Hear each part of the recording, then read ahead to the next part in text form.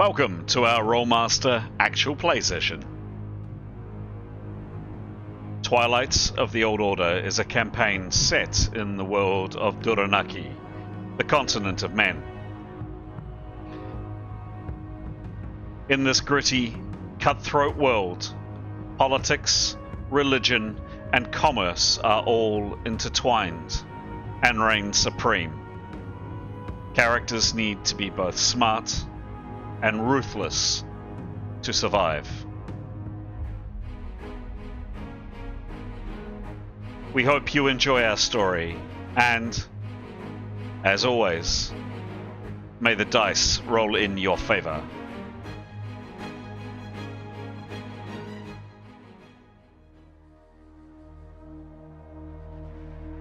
This is episode 148 of Twilight of the Old Order. The Twilight Party have again picked up the trail of their foes, the Committee for the New Age.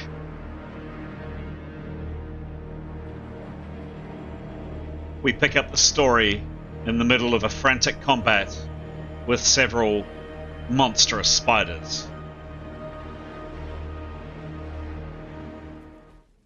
Hello, I'm Chris, otherwise known as GM Chance. And as the words say on screen, welcome to our story. And that story this evening is Twilight of the Old Order. There are, up on screen, the 6 characters that will tantalize, titillate perhaps, excite, and otherwise intrigue you in our session this evening. In a moment or so, we are going to go to the players directly to answer a character development question. Sometimes in the past, we've gone to a pre-recording to kind of introduce the characters a bit more. We're not going to be doing that tonight. So we'll kick that off in a minute or so. Before we do, two things to comment on.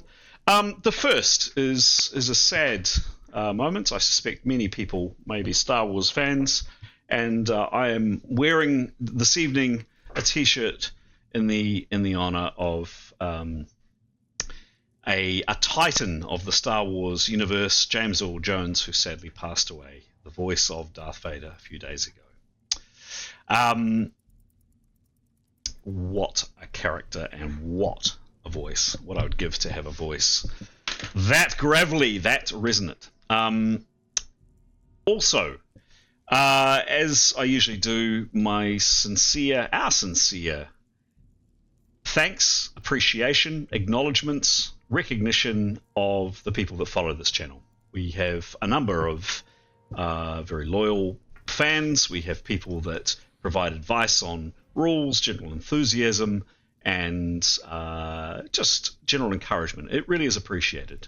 This is something we do for fun. It's our hobby. And the fact that other people take an interest in it and, most importantly, enjoy our tales as we spin them is something we get pleasure from. But we'd like to thank you for your support and your kindness. Comments to anybody that's perhaps stumbled across this recording for the first time, or maybe you've watched a couple of these and you're just kind of getting into them. What we'd encourage you to do, please, is if you are enjoying them, a couple of seconds down below to click that button for either a like or, even better, a subscribe. It really does help the channel grow, and it helps other people like you find the content and the stories that we put out. And if you are enjoying it a lot, please tell your friends. Maybe you used to play Rolemaster back in the day, and some of our antics and some of the roles that we do, the open-ended roles and the nail-biting stuff that goes on, might perhaps summon up in your memory games of ages past, and maybe you'd like to share them with people that you used to game with in the past, or maybe you just still play Rolemaster. Anyway, we really would appreciate either a like or a subscribe down below. Thank you.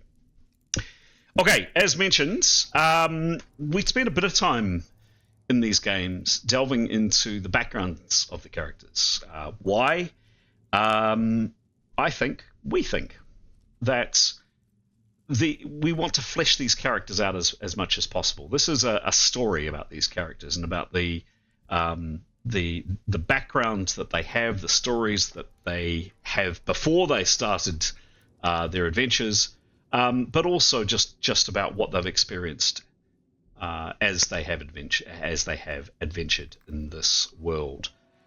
I think it provides a more richer story as we get to understand the likes, the dislikes, the foibles, the whatever of the faces up on screen. To do that, earlier in the week, we're recording on a Wednesday night, as we usually do. Earlier in the week, I send out a list of questions that the players get to pick through, or they can provide an image, or they can come up with other things that might be able to fill in a bit more about their character. And tonight, we are kicking off with Graham. Graham, the floor and the microphone is yours. Hello, I'm playing 2 characters tonight. The first of whom is Sovereign. And one of the questions we've been posed this week, who is the most trusted ally your character's ever had? I'm going to fudge that a bit and name several.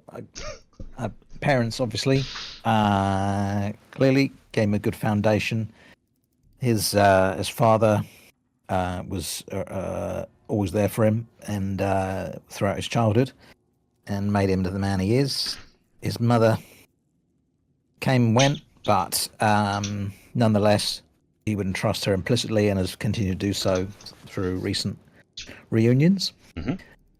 Moving on to the guy, the Lord who took him in, Lord Telston of Cranas, who recognised his potential as a soldier and leader of men, and took him in and taught him a lot about combat. And probably, but most recently, in terms of trusted, in terms of on a day-to-day basis, you can't really go further than the party, particularly those who've been with him a good wee while. Notably Jada, who's kept him from death's door a number of times, which is a debt there that can't be repaid. Tanya, while they might not exactly be very similar people, she's been a very fierce and loyal companion. Nicholas, for a long time now too, and then the new compatriots too. So I mean, that we do lean and rely on each other, and he certainly does trust the party, and is happy to be a part of it. Turning to second character Tanya, what was the most frightening moment of your character's experience? Well, possibly being transported to a place between worlds, and then finding themselves in a house of the undead, being attacked by an oversized octopus, being positioned between an oversized octopus knocking down walls and some sort of undead prince playing some Hammond organ while a big giant undead centipede reared up in front of her. I mean, that was possibly a moment. And being an elf, she is a bit flighty. I mean, they do get punished for their self-discipline, and she managed to hold it together, but I would say only just in that situation. So that was probably cause to change her underwear, I think.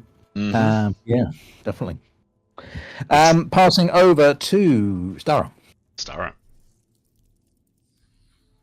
I've actually popped a picture in the Jada channel. I just happened to see it. It must have just happened now. Shall I switch over to that? Shall I switch over to that? Yeah, okay. Yeah. So Jada has a horse riding skill. So I'm just going over all her skills that she has. Hopefully I haven't done that one before. But yeah, horse riding. She's huge though. She's 6'7", so she had to have a giant horse, and there it is. Trim the top of Jada's head off. Unfortunately, I can't do anything about that. Oh. But there she is. That is a massive horse. That is a huge horse. It's very odd in the desert to have a Clydesdale, but that's what AI gave me. Those hooves would have to be about twice the size of dinner plates. Fantastic. Excellent. Thank you, Jada. Anything else about her riding that you'd comment on? Does she enjoy it? Yeah, she does. She's always looking out for horses. Yeah. She's Yeah, she is actually. always She excited is. to, but it would have to be a pretty big horse if she does find one. Huh. I noticed they were in the game the other day, and I wasn't there. It was One of them got eaten by a wyvern, but yes, that was a Yeah, pony, there was admittedly. that. But there's a group of people that had horses, or was it donkeys or something? Yeah, ponies. Ponies. Ponies, Pack yeah. ponies. Yeah. Oh, if only I'd been there. But Jadar's knees would have been knocking on the ground if she'd been on a pack pony, I think. Yeah. Excellent. Yeah. Thank you very much indeed. Who would you like to hear from? Giles, please.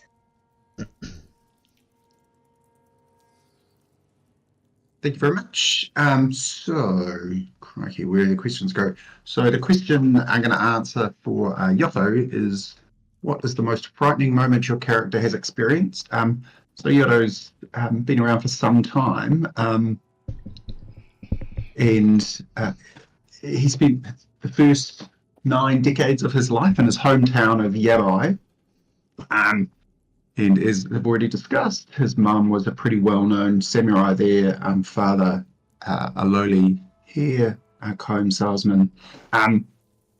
However, the village at this point was attacked and essentially sacked. This is probably Yotto's most seminal moment. He was protected by his father, and then his mother, who should have defended the village and the statue put up to her, instead defended them. So Yotto felt a lot of conflict about that and was quite frightened by how she chose to protect them as opposed to fulfill her duty. Made worse by the fact she was unable to subsequently commit seppuku because of this terrible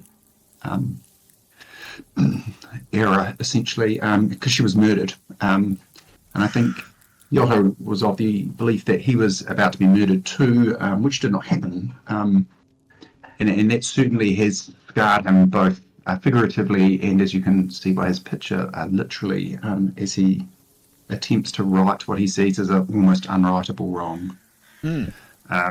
So that's Yotto. And maybe I'll hand over to Pete. Oh, thank you. Pop the microphone down. Thank you. To hear a bit more about his backstory, definitely.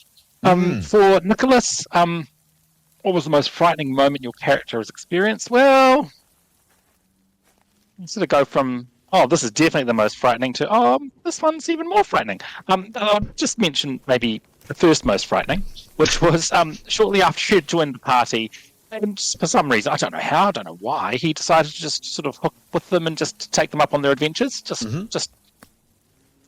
rush of the blood to the head for him, I guess. They ended up going back to Jebbai Rima, I believe, and at some point they had a run-in with some orcs or half-orcs that they'd had, that the group had a run-in before, and this was Nicholas's very first sort of proper combat. He ended up on 1 hit point. That's right. So he was bleeding out, and he did literally get down to 1 hit, so he was on the street with an arrow in him, putting a pressure on the wound and thinking, what the fuck is happening? Where's my library? Where are my books? What am I doing here?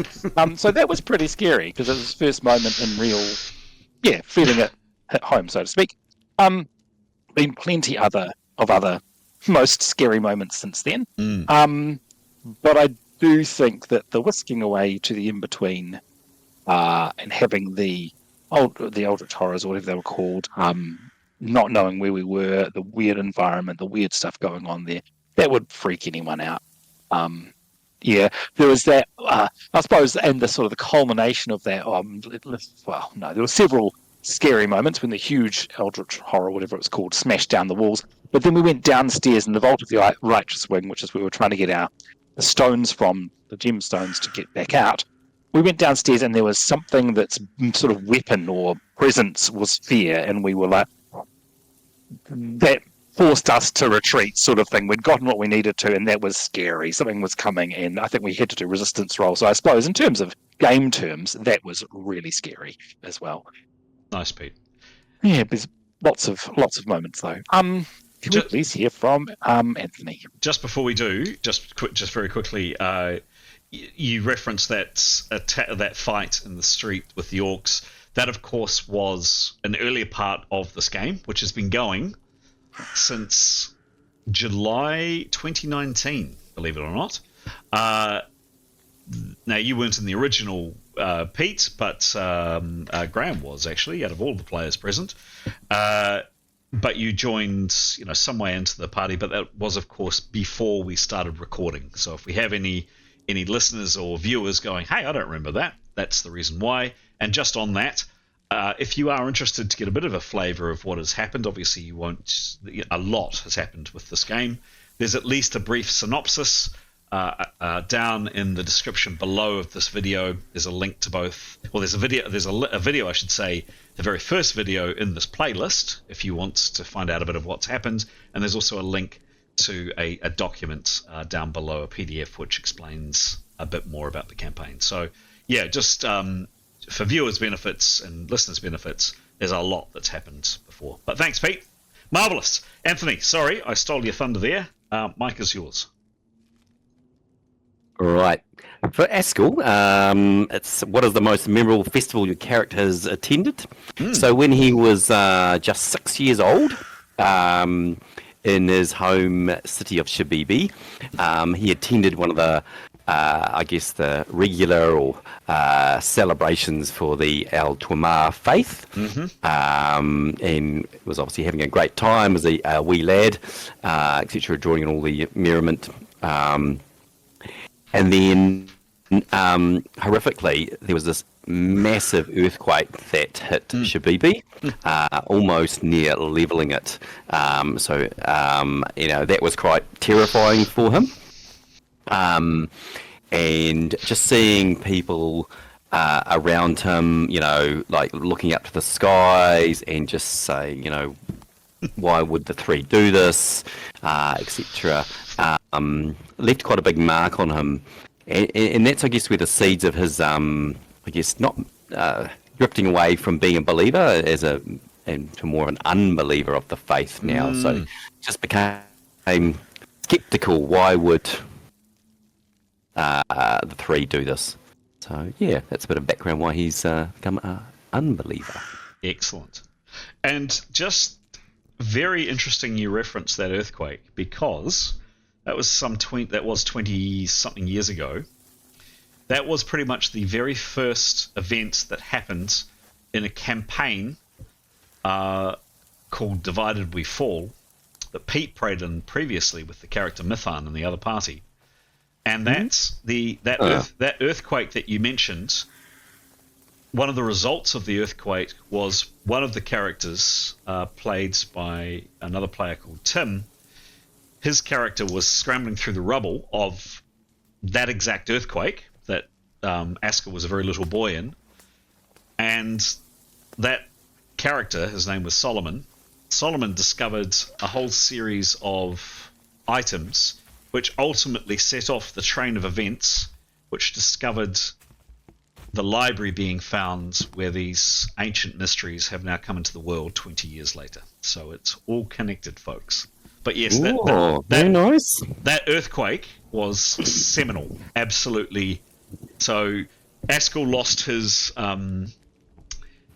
began to lose his faith then, but little did he know it, that earthquake actually set in motion a whole series of major events throughout this game world. So there we go.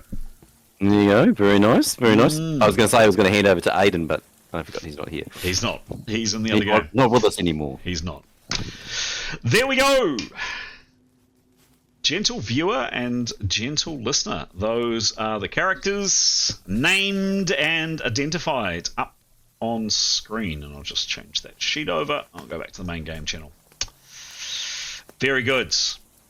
Okay. As we usually do, this is now the time where we hand over to Pete, who is often our chronicler, or at least the taker of very good notes, and has helped the GM sanity on more than one occasion when he forgets things, to take us through a bit of a quick synopsis of what happened last session, and also noting that both Stara and Giles weren't able to be in attendance last time. Pete, take it away. Cool, thank you.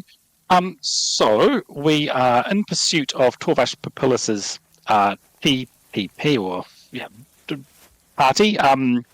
They are investigating what we believe is an alchemist's ruins from the Lords of Arcana. We're not entirely sure. So that's the broad picture. We're following these nasty people, our enemies, to try and stop them from researching one of those weapons that Chris mentioned was ultimately discovered because of that earthquake. We have entered and I keep forgetting the name of it, Vale of Tears? Vale of Whispers? There you go. Vale of Whispers. A canyon that, so the beginning of last session, we sort of reached the end of the canyon where, really oddly, there was a temperate forest. So like on screen, rather than the palm trees and stuff we'd been traveling through in a sort of a tropical climate, there was this temperate forest that spread out at the end of this canyon, really weirdly. The session before, Tanya had just bumped off the 2 injured guards from Torvash Papillus's party, so there they are there.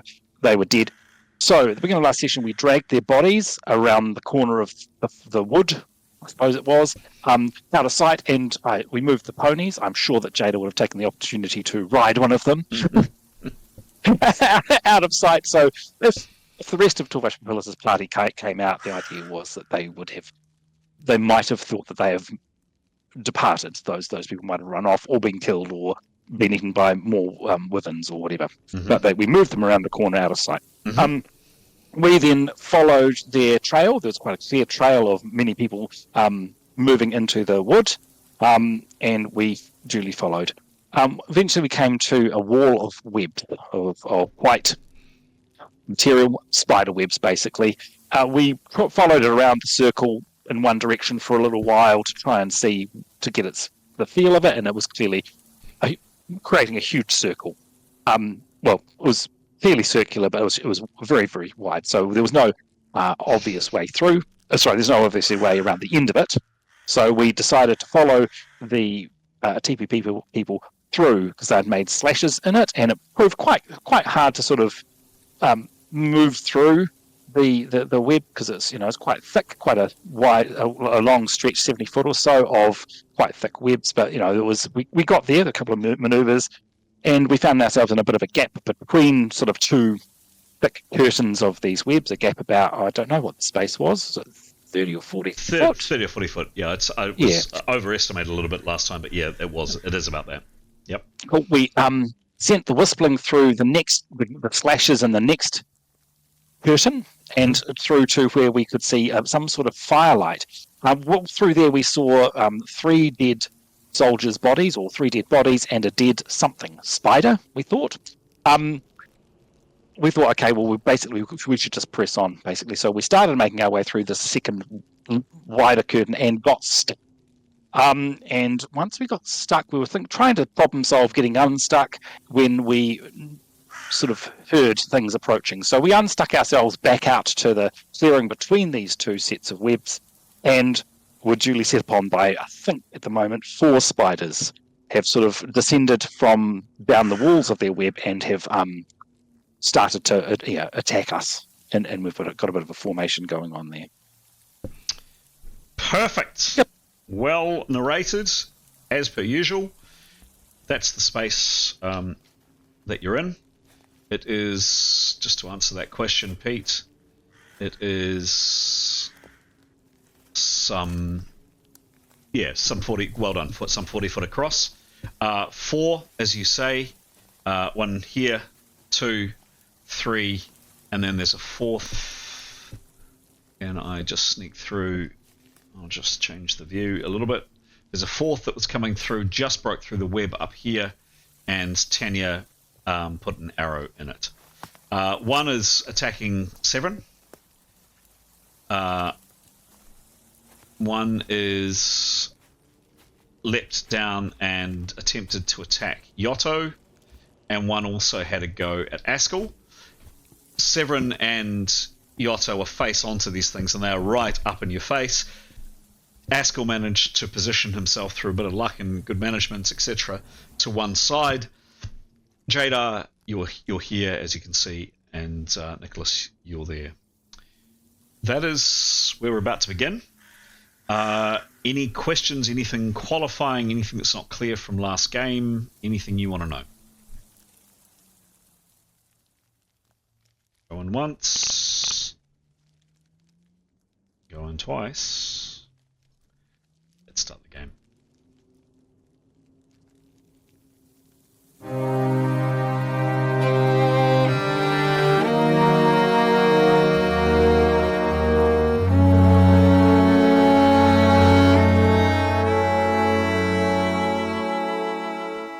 So these things are clearly not happy. They're making all kinds of strange noises and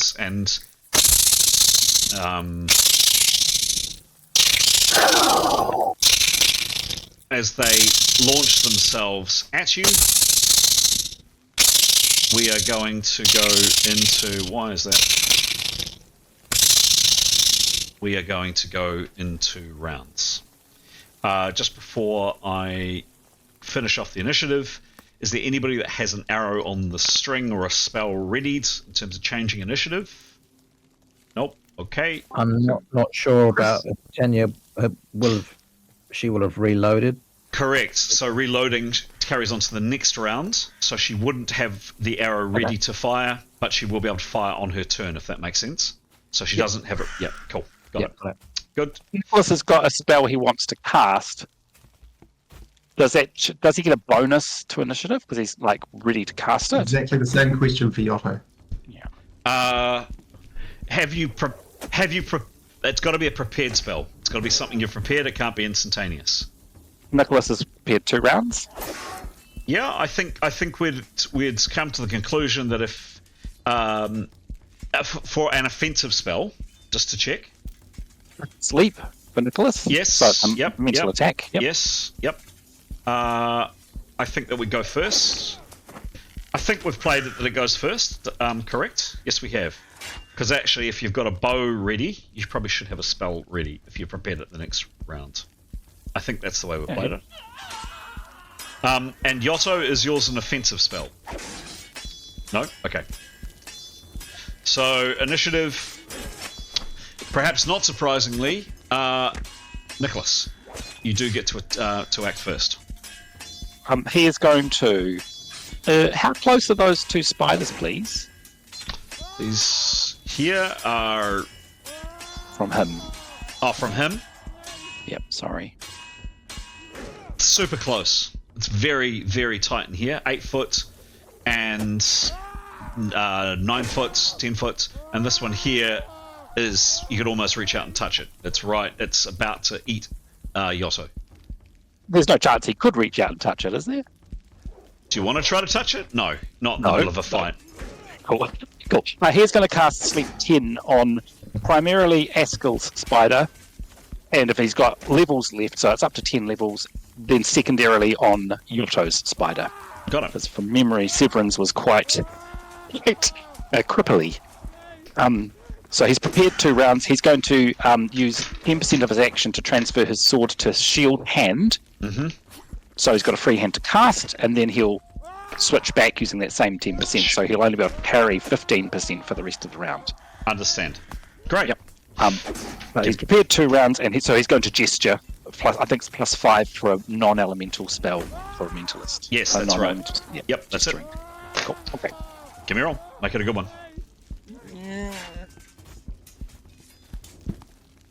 Oh, how's 94? Pretty damn good. He has prepared for 2 rounds, which is neither a plus nor a minus to his roll. He does get +5 because of the gesturing, and he does 14 base spells. 14 base spells. Nice. Abs, very, very nice indeed. Okay. So you're going for this revolting thing here. Yes, please. And it was number 1. Cool. You're what level, please, Nicholas? He's 7th. Okay.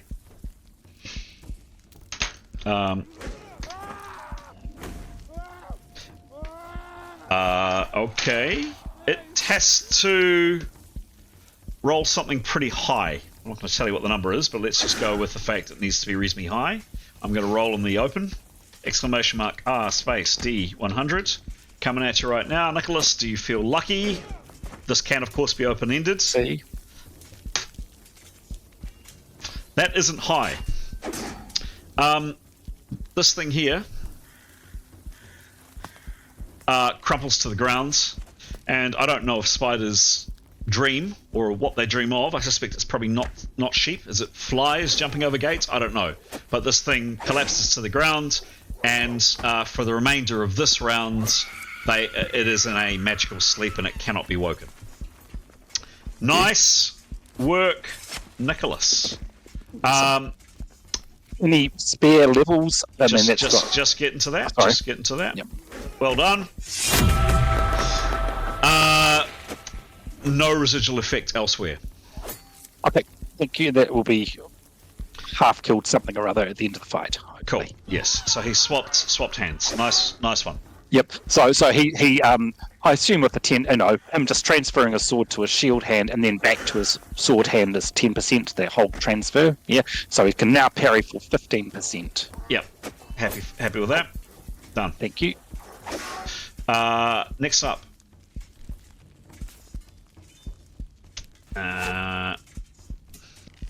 Two. So this one in front of you, Tanya, you shot it. You did some good shooting last time. I don't know if you remember, but you rolled particularly well, and the arrow that you put into it really it hit it hard, and it doesn't make any particular move this round, but it clearly it's hissing and it's clearly making horrible noises at you, but it doesn't do anything this round. Next up, number 3. This one here, 7. It rears up and lashes out at you, attempting to take down the man with the shiny sword and the shield in front of him. I should have said when we rolled initiative what your parry was. I neglected to. Please let me know. 80-20. Yep. I'll need the actual number, of course, in a second. 30.4. Yep. Cool. Just coming. On 7, it is going to use its pincers first off to try to grab you, and then it's planning to inject using its stinger to render you helpless or do some other horrible thing to you.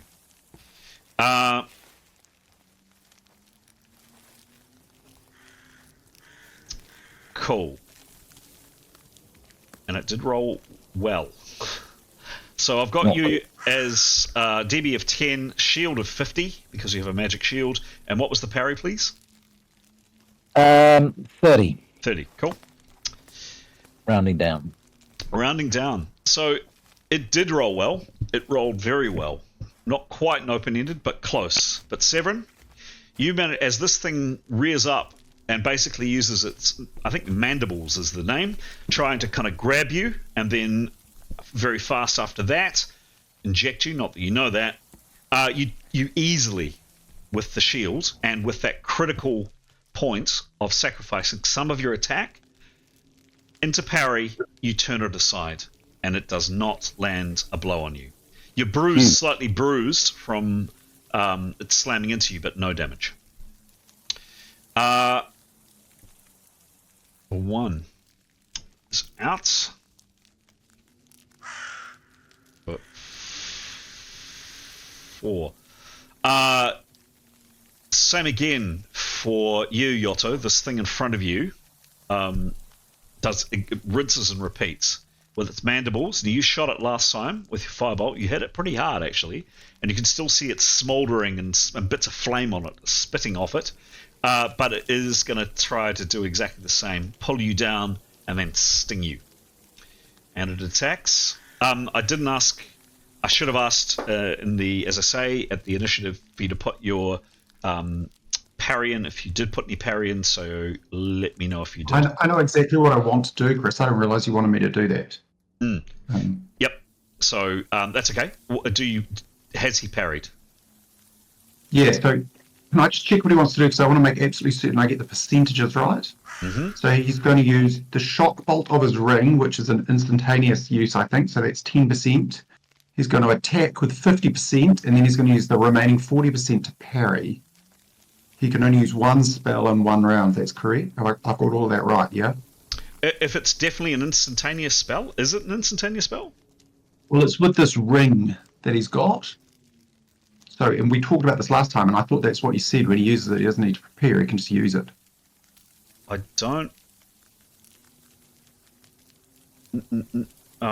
don't believe so, Giles. Okay, that's fine. So that's fine. It's totally fine. I'll just do something slightly different. Yep. So he'll use 40% to parry. Okay. It should say to have an instantaneous spell. Yeah, to have an instantaneous spell is quite a powerful item. So it would normally list, and it would explicitly state it is instantaneous. No preparation. Otherwise, it's assumed you prepare. Yeah. Cool. So what is the percentage not the percentage, the actual amount of his parry that he puts in?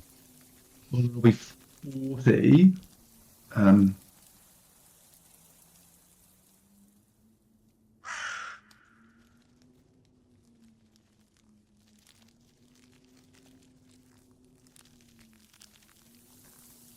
Yep.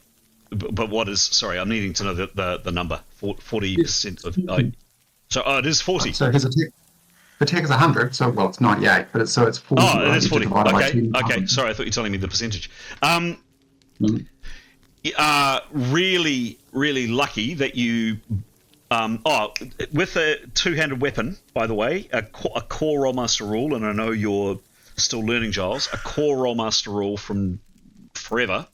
With two-handed weapons or with polearms, you can only ever parry 50% max. You're fine in this case, but you can only the point being it's a large weapon and it's hard to deflect against someone using a shorter weapon. You can parry someone using a two-handed weapon, but in this case, no good.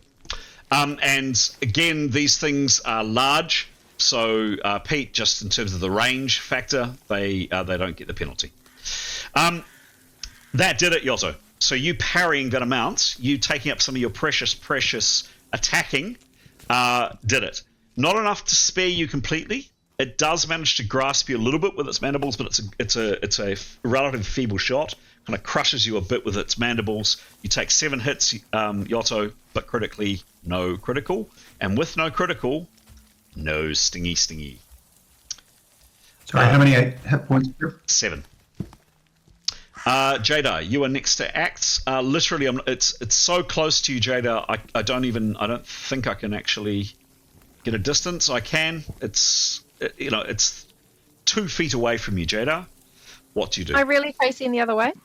What's that? No, you're facing. No, I'm assuming you're facing. I'm facing the spider because I was parrying or something, wasn't I? Okay, I'll use my quarterstaff and poke it in one of its eyes. You're gonna wallop it. It's facing Severin, which means that you get a flank attack. And if I am not mistaken, I think, Jada, this might be, and I might be wrong, but this might be one of the first times that Jada is gonna use her wacky stick. I think it is. Very good. Give me a roll and make it count. Please tell me how much you were parrying if you were parrying. You're on I mute. just remember listening to the game and someone said they were parrying. I don't know what it means. Pete, do you know? Blocking something before. Well, if you want me to plan to... do you remember? We'll say she was parrying 30%. I think. Yeah, sure. So Jada, Okay. what is 30% of? No, actually, I've got it here.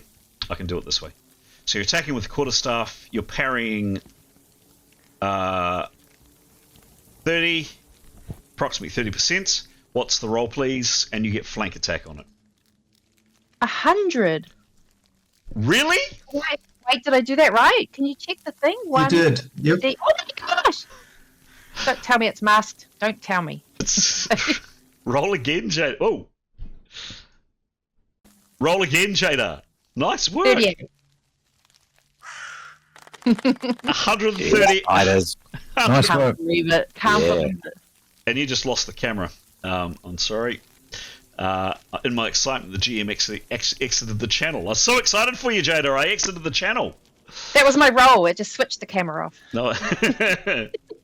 Nice work. So 138 is the roll. It's a flank attack. That is a very, very hefty. That's going to do maximum damage, even though these things are quite fast. Nice rolling, Jada. So 25 over. You're going to do max damage and then some. Where's my arms law? That's Sophocles just there, right? Sort of benign. Such a fluke. I don't believe that, Jada. Your very first ever attack roll. How's that happen? You should Been building rebrand as a up. fighter. Huh? You should rebrand as a fighter. Yeah.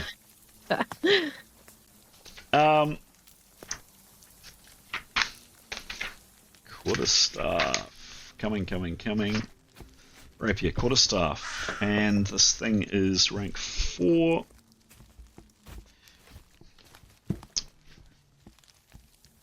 One, 2, 3, 4. Cool. So it's 25 over. Divided by 4 is 6. That is a whopping 36 hits in it's only 25. So it was going to be a D critical, but you do actually do it an E critical. Roll the E and make it a good one, please, Jada.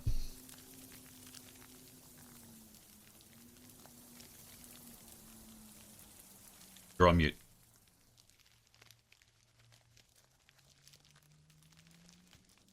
$39. 39. Wallop. You smash it in its leg, and there's a kind of a cracking noise. I might even have a sound effect for you. Go. Yeah, here we go. Listen to this. Or even better, a staff attack. That's it. Exactly that. That's exactly what you hear. You whack it in its leg, and you have the initiative over this thing next round. So before this creature gets to act, Jadar, you get to act. You also do another 12 hits. You think you've hit it pretty hard. Like you've definitely, yeah, you've given it more than a headache, and it really doesn't look great. Next is Yotto.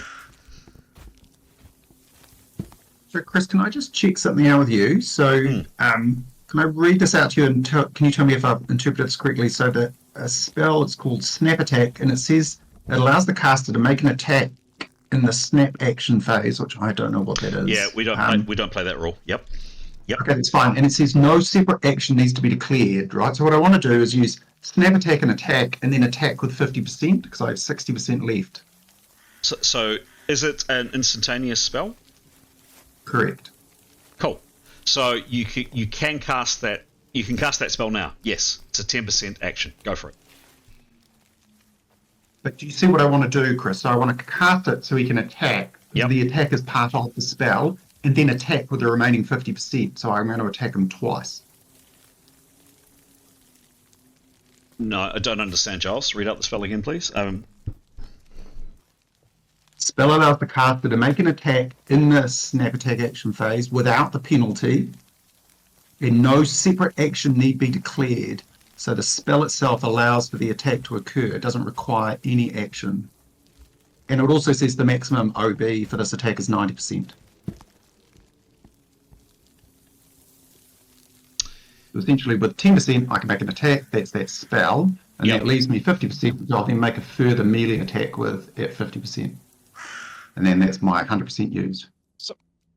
Yeah, so that's fine. Yeah, you use 10% to cast the spell with plus. Okay. Yep, plus 90. What's the plus 90 for?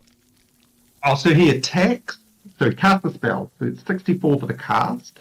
Okay, so the spell goes off. Peter, did you? Yep, and so now- I got what this does. Yep. I know what this does. So what happens, Giles, is we've usually the round's broken down into two phases. The snap attack, the first short actions that are under 50%, and then there's the long actions that take more than 50%. Correct. And then usually you're supposed to go through the round twice. Who's got a short action? Me. Yeah. And you go through. Yep. What this does is it means, and so normally an attack can only happen as a long action. This spell allows an attack to happen in the short action part of it. But it doesn't mean the attack takes only 10%. It means that it's just shifted the attack for up to 90%. It's got to be a minimum of 50% for the attack, up to 90% for the attack. That's the way I'd read So it. the way we play this game, you say this spell is useless. Sorry. So we don't do that. Correct. Sorry. Yes. Yeah, sorry, Giles. I mean, I know what your reasoning is about how it makes it sound like you can do an attack for 10%, but why would not everyone get the spell and do 2 attacks per round? Yep. Sorry, Giles. Well done, Pete. Thank you. That's exactly it. Thank you. Well, in which case, he won't cast the spell. He'll just attack with 60%. Cool. I'll just cross the spell off. Cool. Mistake again.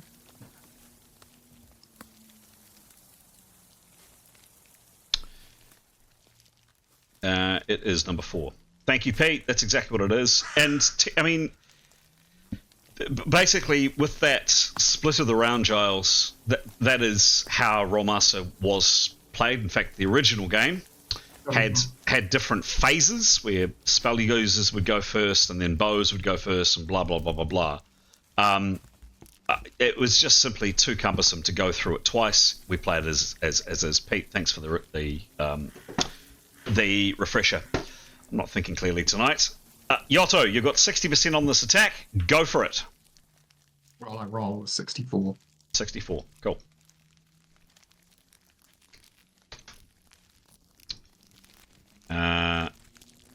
Range mod none, no Darchi, and you're attacking with 60. 60. Cool. You hit it, but it's a glancing shot, Yotto. These things are fast, very, very fast. You knock it for 5 hits. Thank you. That's it. Next. Askell. You've just seen this thing collapse and put its legs up in the air, or certainly collapse on the ground, probably. Sweet. He's gonna take advantage of that, and he's gonna go 100% strike. Cool. So this is the way we play it. This is a coup de grace, which means you can kill this creature. You don't get experience for it. The only thing that can happen is if you fumble the roll. It's cool. Cool. Give me a roll. One less spider will be useful. 56. 56. Squishy. Where's a nice blade attack?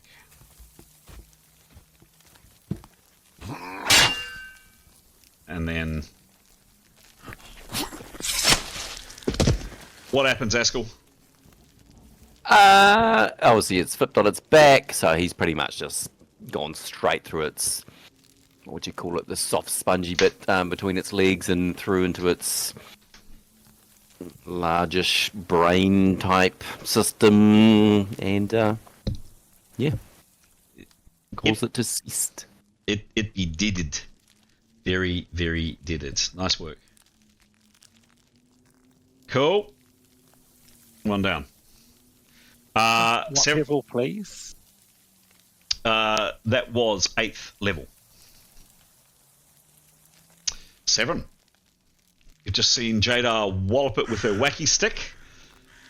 Good whacking, Jada. Yep.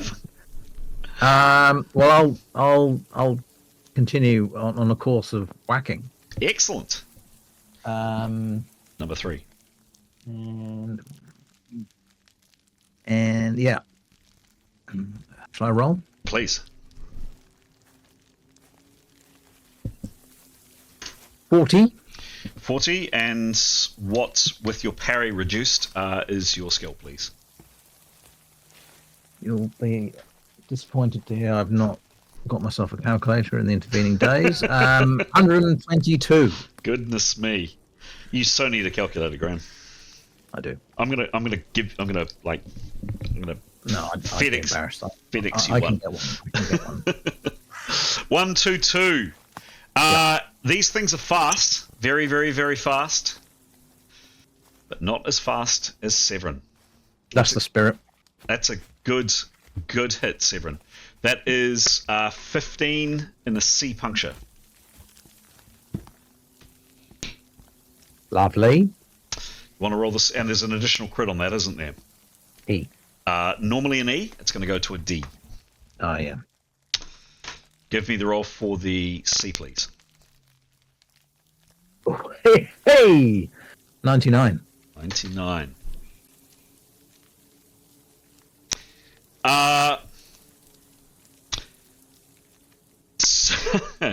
So you stick it. You lop off a bit of one of its legs, and then you stick it with your sword, and it just kind of stops moving.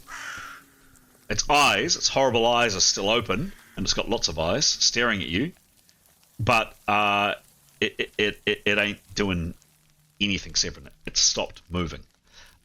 Would you also like to roll the D critical on it? I would. Excellent.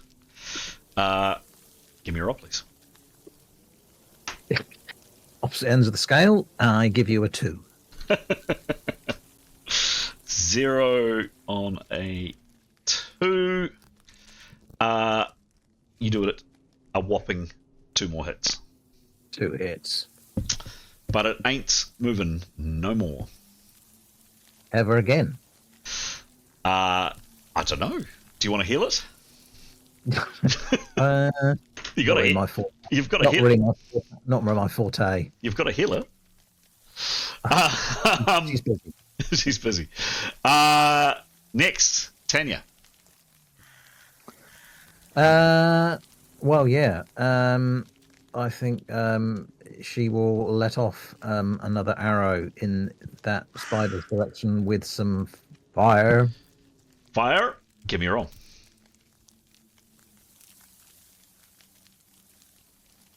61. 61. There's no penalty or bonus for range. Longbow is plus 96. 90, But there's a plus 10 on the arrow. 106.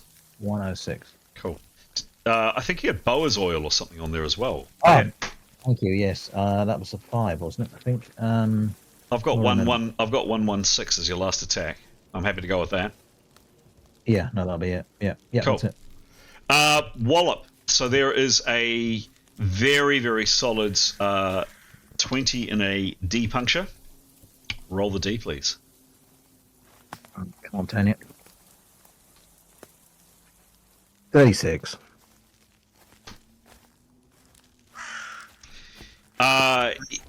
You made it bleed a bit more. You kind of clipped it with that.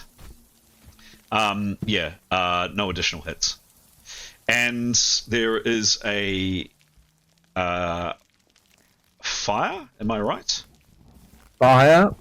Yes. Let me just read that again. Firebolt. That was a long reading, was it? I thought I had more detail.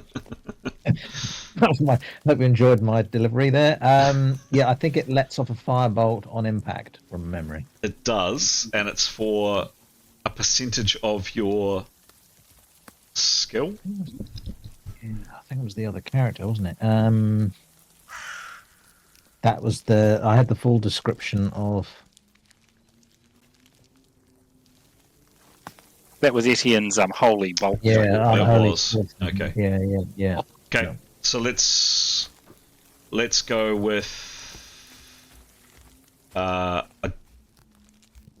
there's no skill in it that she had. Yeah, we really do need that description of how that works. I'll see if I can find it. Okay.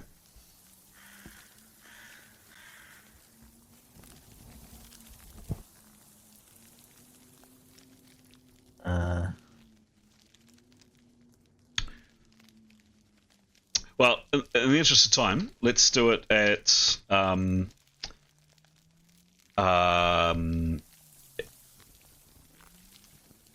it's just the attack roll that you had, which was a 64, I think. Is that right? Sorry, I'm just between. Hang on. 61. Yeah, Yep. was my attack roll. Yeah. Okay. Okay. Oh, hang on. 61. I'm confused here. 60. Yeah. Cool. And have you found the description of the? Searching body items.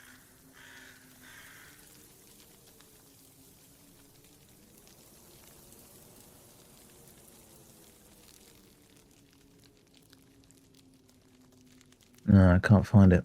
Okay.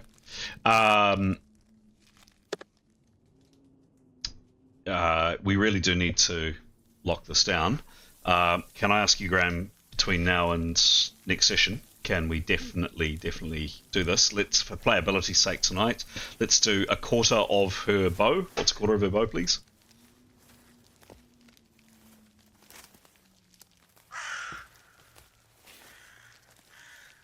With arrow or just the bow by itself? Just the bow by itself. 106 divided by 4 is 26. Yeah, beat me to it. There you go. Okay.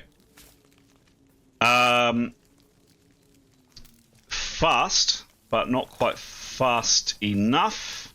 That's 6. Oh, I remember. We rolled at the heat crit on the same. We did the same crit last time. We did the same thing. We rolled the same crit as was done with the arrow on heat. That's what we did last time. Was that it? Oh yeah, you're Yes. right. Yeah. Yep. Because we had that discussion around. We did too. Can't dodge. Sorry to interrupt, but yeah. Please. Oh, Yeah. Great. So there's no additional roll on it. So you don't do any additional hits. You just take the same roll as you do on the critical. Cool. Please, for God's sake, Graham, write that down. So it's a. What was the roll on the critical that you did? 36. 36 was the critical for the arrow. Thank you, Pete. God send it again. Unfortunately, these creatures are potent. They take one critical less, and an A critical, which is what you got, is a negative 20, which means that goes down to a 16. Please write that down. For God's sake, write that down. 16 Correct. hits. No, not 16 hits. 16 as the critical result. Oh. Yep. So these are quite ferocious enemies. Their damage, as you've noticed, is less. And on an A crit, which is the least crit you can get, because you can't go one crit lower than that, the A crit is at negative 20. So 16 is the result. You do give it 3 more hits, however. And there is a gout of flame along this thing, which it really doesn't seem to like. And that is it for the round. How exciting! The GM got so excited with Jadar hitting something that he disconnected from the server. Here you go, Jadar. Nice work. Nice round, team. Next round. Initiative for round 2. No one this round has a spell ready or an arrow ready on their string that I believe. Please, if you... Yep. Sorry, just for the rest of my, I've got to presume Oh a little bit yes, of. yes. Yep. Just like to take cover behind the tree because she can't reload and fire the next time, so she's going to back up a bit. Cool. Done. Thank you.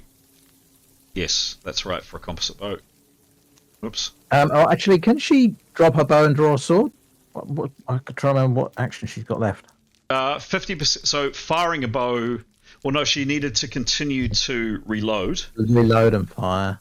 So reload and fire for a composite. Is a composite or a long bow? Yeah. Okay. So reloads and is an 80% action. So she needed to spend 20% of her rounds reloading this round. She fired for 50, so that's 70%. She can drop her bow for 0 action, and she can draw her sword for 20%. She'll do that then, please. Okay, done. Cool. No one gets bonuses on their initiative. Please can you write into the chat if you are planning to parry, what your parry split is going to be this round. Rolling initiative now. And we're off.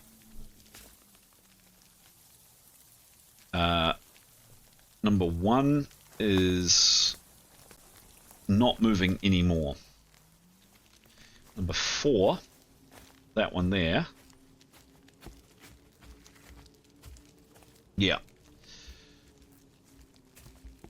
This thing has had enough. Rushes over to the web. And and it rapidly goes up the web. And in pretty short order is making its way through here. It's gone out. If you remember, they came from this direction. One came from right here where we can see it. Another one here, and then there was one here, and then a fourth here. This one is actually going up and going behind you the way that you came in. So it's gone up through the web and out in this direction. So which one was that? I can't really see. Is this one here? Yeah, sorry. Which one was that, though? That's very difficult to see. Yotto's, right. Yotto's, yes. Yep. So Yotto's was here. It's taken a bucket load of hits, and it's had enough, and it's gone.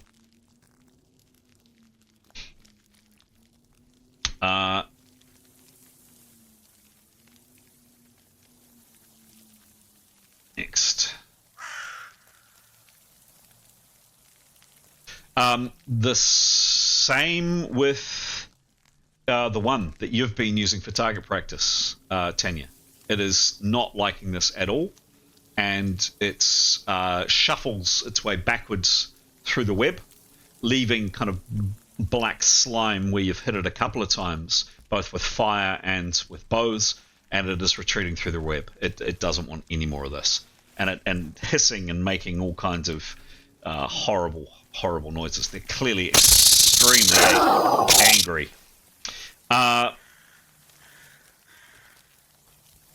Next to act as Jada.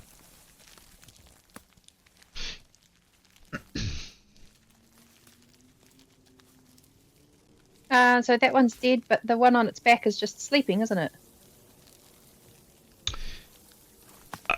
What does Jada do? See the one that's upside down? That one's not dead. Dead. No, it's dead. Oh, that's dead, and the other one's dead. Both dead. Yeah? Both dead. Okay. I might just do the old, hey, let's go, let's get out of here. Okay. Into formation. So what does that mean? What does she do? But it's called to the others to like get into our normal, our group for like getting away when there's danger and get out of here somehow. Okay. Before the next ones come. Okay. So she calls out. Let's. You tell me what she does, please. Yeah. It calls out. Let's go, and before more of them come. Okay. And I'll have my quarterstaff ready just in case. Okay. And, yeah. Done. Cool. Thank you. Yotto.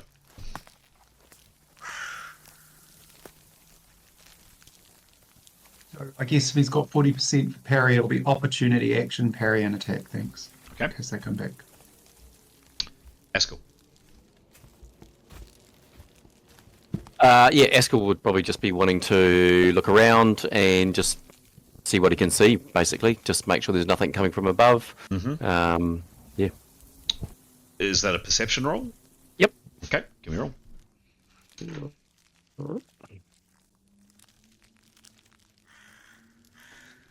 I rolled a 13 plus. Oh, where's it gone? Sorry, 13 plus 31. Okay.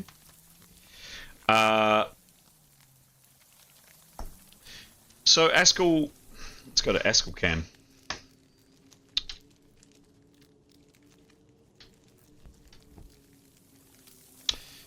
You've just put your sword into that one there. You may or may not have seen Severin stick his sword into that one, and it stopped moving. You've seen one scuttle off in this direction over here, and you may or may not have been aware, but another one went in this direction. So these two, this one here is moving around behind you, the way you came in, and you do notice that the one that Tanya hit is doing the same. It's coming around this way. You're peering out into the gloom, and there is this flickering light in front of you. You think you might have heard another cry, human cry, very distant, very muffled, somewhere from over here. That's about it. Okay, Askell would want to relay that he said, hey, watch out, those spiders seem to be looping around behind us. They might be coming at us again. Okay. Yep. Anything else? No. Okay. Next sector. Severin. He'll have another hack at the thing just to make sure it's actually dead. Sure. Give me a roll. A non-fumble will kill it. And you did 30. 30. You put its eyes out. It is well and truly non-living.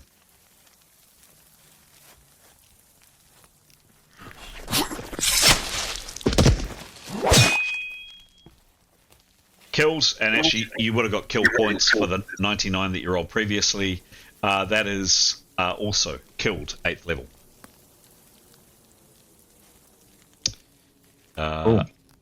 Tanya, you've just seen the one you shot disappearing, the bows at your feet, the swords in your hand. Pick up a bow. Mm-hmm. Sheath her sword. Look around and attempt to identify the. Has she? Can't remember. Has she seen an onward passage through the web where the previous people went? Yeah, if you remember, that was what Severin was trying to push his way through. Oh, we didn't get through, right? No. Okay, yeah, he got stuck basically. Okay. So she will assemble with the party and attempt to crawl through. Okay.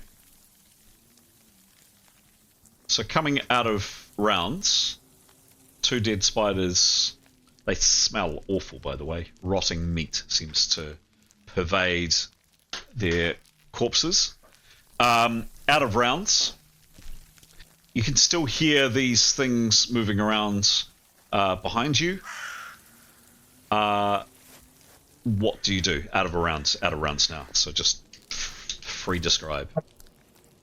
Nicholas, what are Nicholas's chances of getting his whistling to follow the spiders that are going behind us through the webs? Is it too difficult? The gaps are too small? He was able to. Well, there was a path that was hacked through If he stuck to that path, which is what he did to get the whistling through going towards the light, I would say he could do that. But if he's going to try to go off-piste and try to go into the webs, even though this whistling, this tiny little ball of energy that you can see through, is very small, it's really, really sticky. You can see it on screen. It's sticky, it's nasty, it would be hard. Yeah, I mean, I suppose he'll be sacrificing. I mean, to get it through with no stickiness, it would just the pace would be minuscule, right? Correct. Yeah. Correct. Okay, he will just communicate to the party that he wants to send it back through the gap we've come through to see what this. His theory is the spiders are going to start trying to close it up, so that we don't have an escape route. Or he'd like to just send it through whilst perhaps Tanya's crawling through. Well, he'd want to open a discussion about do we go on or do we go back. Really, we ought to go on because that's what we're here for, to follow these TP people or the UPP people through. But if people are feeling it's too much of a trap because the webs are hard to get through, then I think we need to have that discussion as a party. Really? I think press on. I mean, what would the alternative be? Go back out and wait for them to come out. I suppose, I mean, they might be being killed in there by the spiders. I don't know. Was there a way around? I can't remember if we got it. I thought it was. No. We couldn't know. Yeah, no, we did try looking for a way That's around, right. and it was clear that it was just it was too. Yeah. Can we go over? What if we flew? They're all in the trees. Yeah, I have a feeling that it's a dome. That would be my feeling. Right. Yeah. So I guess the risk is of it didn't take much for us to get quite stuck quite quickly, and then we're exposed again. It was Severin who got stuck because his movement and armor's shit. I was just wondering how long it would take him to just take his armor off. Also, that we were stuck for a long time because we were hesitant to hack the strands. If we were hacking the strands, we'd make better. I think we'd still possibly get stuck, but we'd unstick ourselves in a better time. Yes, correct. So you're being so somebody before you has taken blades to this web, and they have cut and not just sawn but actually hacked at it, and that has cut a path through. You have been taking up until now a more cautious path. I'm trying to recall the exact maneuvers, but I think we had said they were medium. I think they started off as light maneuvers, and then they went to medium maneuvers, and it was actually the medium maneuver that Severin got into trouble. He actually failed a medium maneuver and ended up getting ensnared. If you were hacking at it, yes, you will get stuck occasionally because bits of it will come on you, but you'll be able to basically use force. You'll make a lot more noise and a lot more movement, of course, but you will make faster progress. So would the maneuver become a lighter maneuver? Correct. I mean, we've sort of drawn their attention once. Do we want to? I don't know. You wanted a question. Sorry, just before you ask that question, you wanted to know how long to remove your armor, Severin? What do you? Yes, I was just looking on the activity. I can see it. I've got it here. So he's wearing 18, I think. Is that right? Yeah. So 3 minutes, 18 rounds. Maybe not. Maybe a bit of hacking then would be. I mean, we were being cautious that the spiders didn't come. The spiders will come and the spiders will run away. So I think shaking the webs is not really an issue now, is it?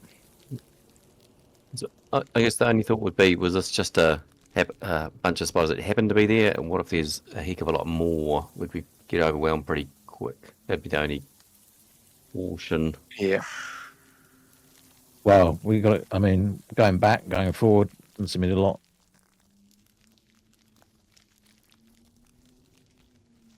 Yeah. I hear you. I agree. That's the risk. But I mean, if we don't go through, it's a whole lot of waiting. You know, I think we've got to be bold, haven't we? How do you feel, Yotto? How do you feel, Data? It's hack and go. Who's down on hits? No one, I thought. No, I'm down we're 15. not. we're not in bad shape then, are we? Really? Who's down on hits? Scallion 28. No, it's not on full. Tanya. Oh, yeah. Oh, Haskell's Yeah. on. Sorry, I think we did some healing with Jada maybe last session. I can't remember. Sorry. 2 sessions ago. 2 sessions ago. Sorry. Well, we're I- here to I- nail us, aren't we? I mean, yeah, may as well get on with the job.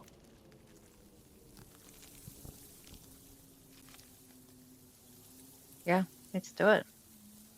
Some Well, whilst hacking we- and some on a watchful sort of defensive Yeah. death from above.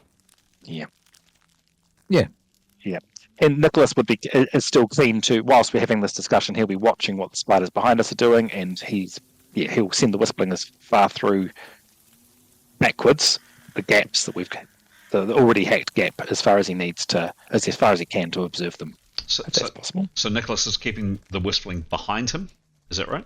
For now. Well, he's wanting to see what those retreating spiders are doing, if Mhm. he can observe them by putting the whistling through the gaps. You all both have seen. They've definitely gone behind you, but you've lost sight of them immediately. Okay, so you're moving through. Just quickly, I'd actually had Haskell on 66 hits. He's still got a -10 penalty from the arrow that he took a day back. That would have gone down to a -5, I think. But did you think that Haskell was on full hits? Have I made an error? So he got fully healed 2 sessions ago. Did he get? I wasn't tracking. He's got injured. I thought he did take some hits by the spiders leapt down and they definitely hit people, not for much damage, but for some.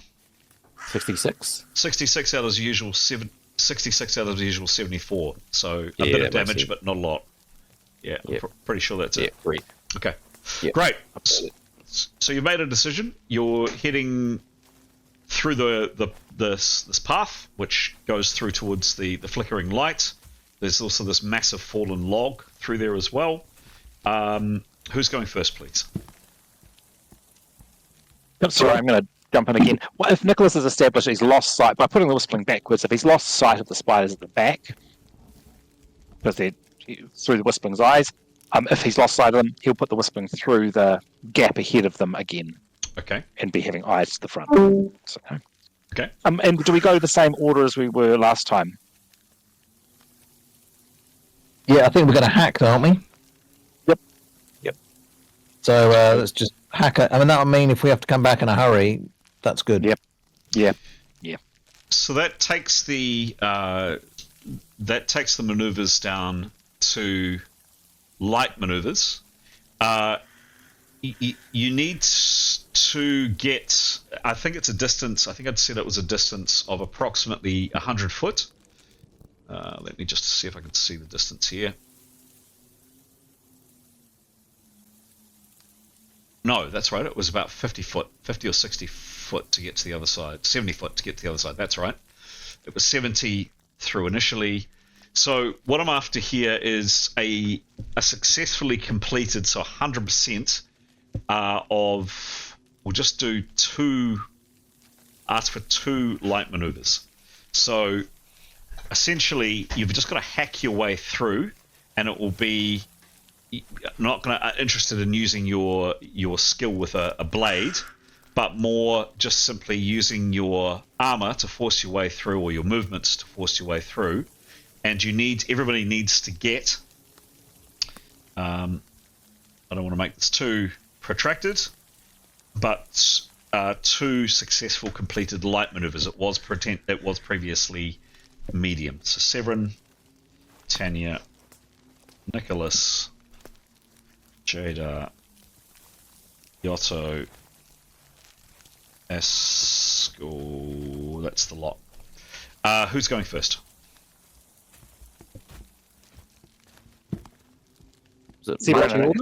Severin and Haskell. Tanya, well, our marching order, I reckon Severin and Haskell, then Tanya, Nicholas, Jada, Yotto. So Cool. Severin and Haskell first. Okay. How about that? Cool. Done. Give me a roll, Severin. Based on 18. 80 and 60, 80 Yep. and 62. Okay, minus let's start. on let's- both, so that's 68. Hang on, just one roll at a time. 80 plus plus minus 12.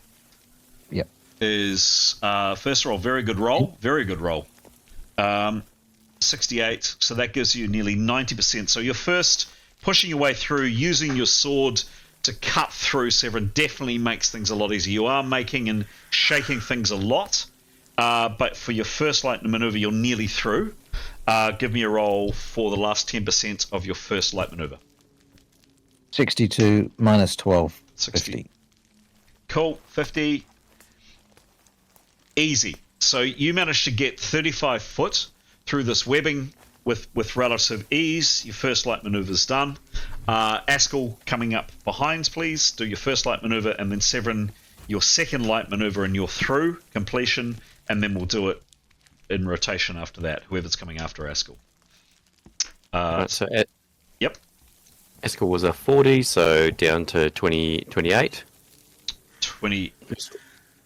He's got the first one. a penalty for moving, and he doesn't wear Oh, armor. yeah. No, so minus 10.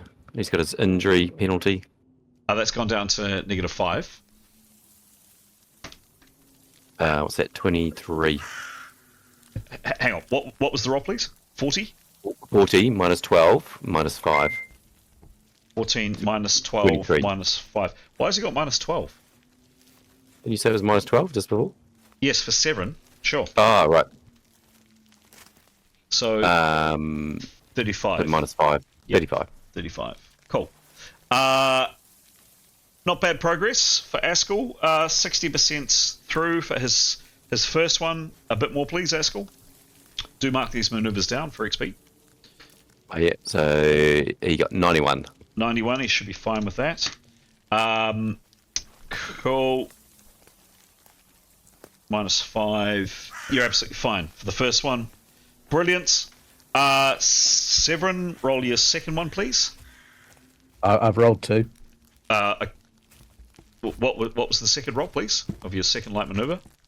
So I rolled an 80 and I got 90% of the way in, and then I rolled a 62. Cool. So that was your first light maneuver. Second light maneuver, please. Roll again. No, I rolled 80 on my first maneuver, and then on my second maneuver I rolled a 62. No. So remember, as I said at the beginning, you need to get 100%. So to show you... So to show you... Yep. These are broken down by percentages.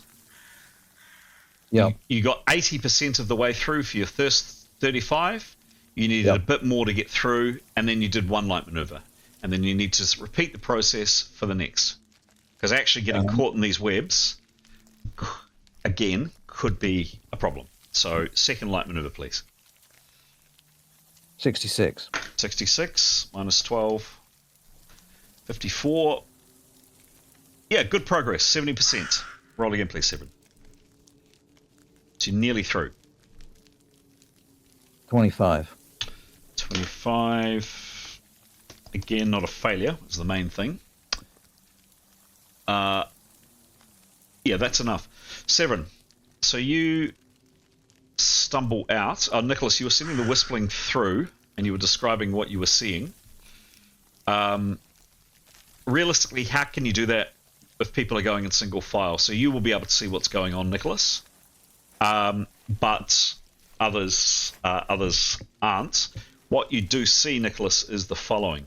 However, I'm not going to take you off screen.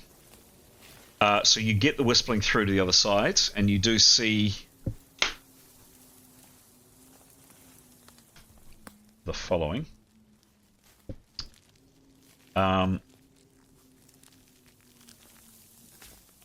Just coming.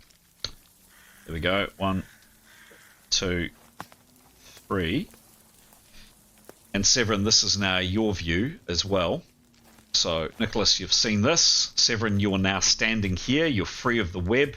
You're out, and your character's standing there. And actually, Nicholas, you've spotted something. And Severin, you have 2. And I'm just going to pop... I'm not going to... no need for a perception roll for this. I'm just going to pop something in your respective channels. Coming now, Nicholas.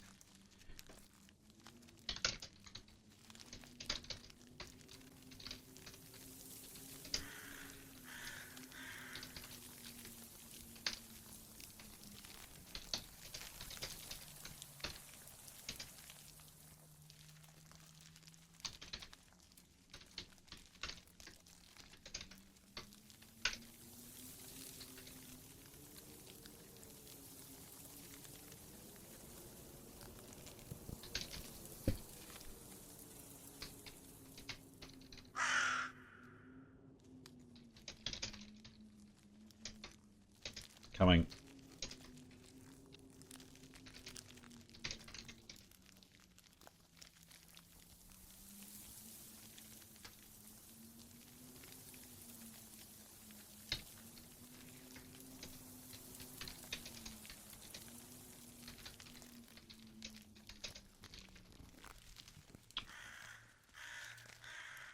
How, if at all, you'll be able to communicate this down kind of a line of people that are strung out through the web? I don't think you are, so you'll need to think about how and what you communicate. So basically, the whistling gets through roughly the same time as Severin does. Severin, you come out the other side. Nicholas, this is what you see. Severin, just as you have come out, you're aware of this, and you see the same thing coming into your chat, Severin. Now.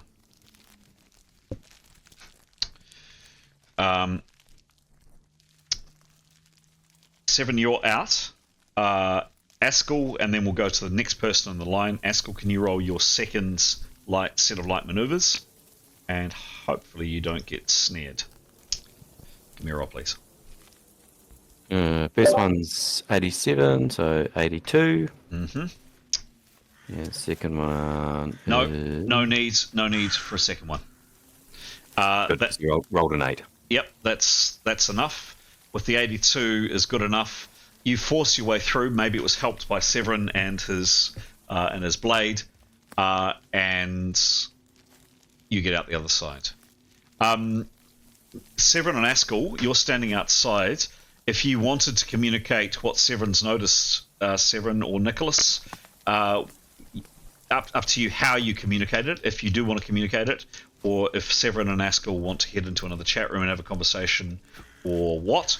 Who was next in the line? But I'll first go to Severin and Nicholas, and if they want to communicate what they've noticed, and how they would communicate what they've noticed, and to whom. Well, presumably we're all shuffling through the web, so he'll turn to the nearest person and say, 4 spiders, hurry. Okay. All right. So, Askell, you're now out. There is someone right on your heels, Askell. Who was right on your heels? I think it was Nicholas. Cool. Nicholas, 2 light maneuvers. Make him good. And make him fast. First one is 31 plus 14. 31. Nicholas would say to the people behind him, Yep. More spiders on the other side, hurry. Okay. 45. Okay. 45 on a light. Nicholas, that's good. That's 70% for that first one to get through. Roll the second one. Don't fail. 76. 76 plus 14. That's 90. That is more than successful. You're through the first one. I'm going to do the person after Nicholas would be who? We had Kenya. Tanya, go for it. Tanya, first set of light maneuvers. 35. 35. And what's her moving in armor?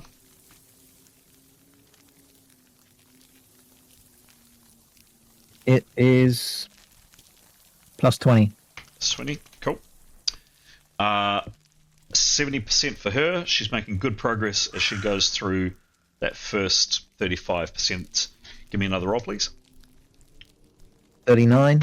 39 plus 20. That should be more than enough too.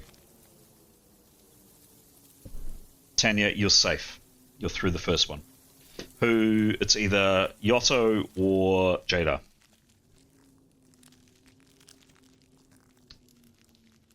My apologies for popping out for a second. No worries. What do I need to do? Make maneuvers. You're going through the web.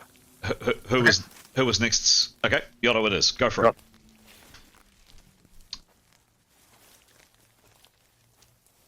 62. Nice. What's his...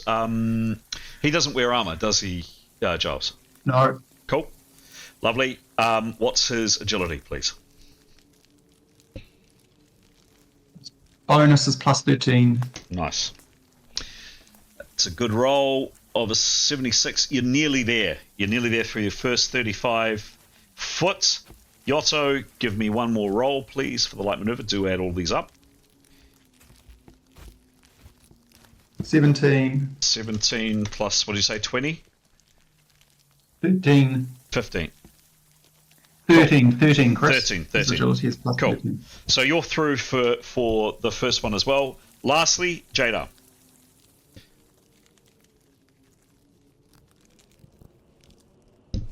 I've rolled a 55. Yep. My agility is plus 18. Cool. Again, very good. 90% of the way through, Jada. You really don't want to failure now. Give me a roll, please. 92. Way, nice. Jada, you're halfway through. So next was Nicholas, I think. Is that right? Cool. We just finished this off. So this is all happening relatively fast. Askell and Severin, and probably the next person out of the web. Yes, you can see they're not moving particularly fast, but on the edge of these trees up here, you can see you can't quite see clearly, but there's definitely movement. You can see the boughs moving, and you definitely from every now and then catch the shape of one of those hideous spiders, and they're moving. They started off over, where the cursor is, basically, and they've moved round. They're not moving hugely fast. Nicholas, your roll, please. But they are coming towards you. Nicholas, your roll, please. 94. Nice. That should be... That's 100% through. Nicholas, you're now out. He will begin preparing if he possibly can. Cool. Who was after Nicholas, please? Tanya? Tanya? Cool. Tanya. Go roll Tanya, please. For the second one, Yes, please. 58 58 plus 20. plus 20. Cool. 100%. Tanya, you're through as well. After Tanya, Jada and Yotto. Firstly, it was Yotto. Give me a roll. You're nearly there, guys. 4 more rolls to see. Give me a roll. Yep, go for it. Go for it. Jodos. You're on mute. 53. 53 plus 13. 13, correct. 80%. You're nearly there. Yotto and Jada, you are aware of shapes, horrible shapes coming up behind you. They're some distance off at this stage, but they are gaining in speed. A poor roll now, an ensnarement now could be bad, could be very bad. You've got 20% of the distance until you're free and into the open, Yotto. Make a roll. Make it good. 24. 24 plus 13 is a 37. Correct. That's enough. Correct. Yotto, you're out into the open. It's only your healer, your trusty healer, behind in the webbing. Jada, they are closing, and they're closing reasonably quickly. You've got a roll to get out of these sticky webs, or you get ensnared. Make a light maneuver roll, please. Make it good. Oh no! Let's just stop the game for now. What was the what? It's 2. It's a 2. That's a failure. Roll again. Oh, I don't want to. I don't like spiders. Okay, 19. That's Right. good to be low now, eh? Good to be low here. So 17. What is your negative 17? What is your agility, please, Jada? Plus 18. Plus 18.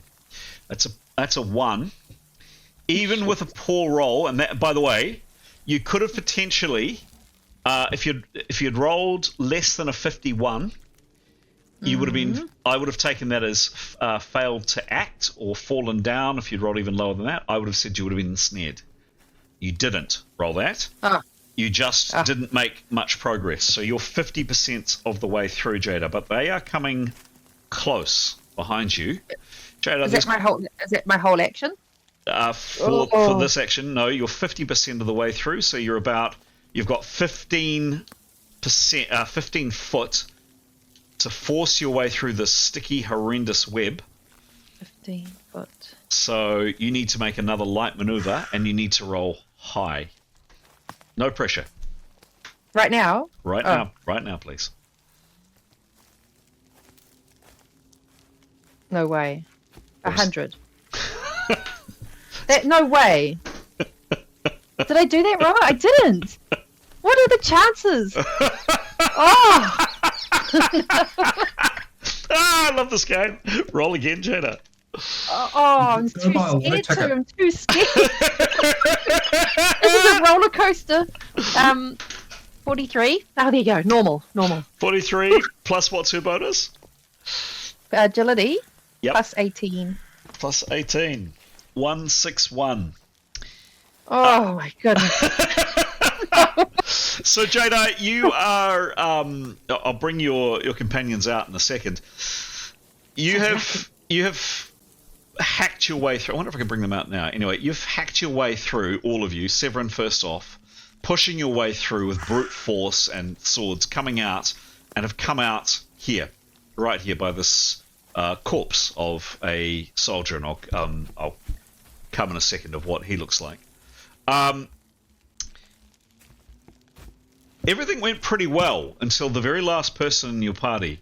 And both Jada and Yotto, you were glancing over your shoulder, and there were at least 2 of these horrible bulbobulous shapes behind you. You don't know whether they were the ones that you fought or whether they were others, but they were moving in relatively closely, not directly following the hacked path that you came down, but off. Obviously, these things can move through webs themselves with relative ease.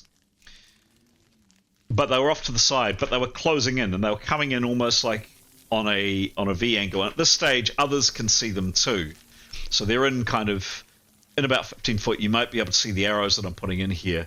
And they were absolutely closing in on you, Jada. They were still probably some 50 or 60 foot away from you, so they weren't right on your heels.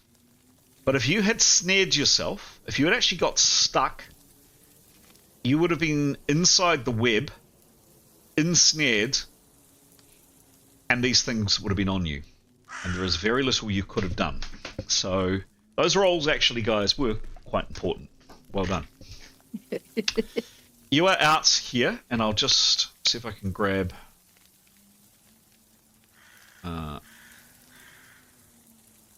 the party.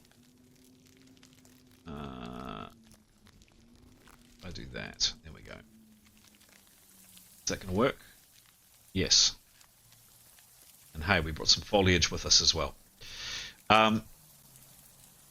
You've emerged through this webbing, and there are definitely, as just described, quite a dramatic escape. You were actually all quite lucky, and all 6 of you find yourself out here. And I'm not going to set you all up immediately. You do also notice that there was this log. It's hollow, and that also goes through into the webbing. This is what you see.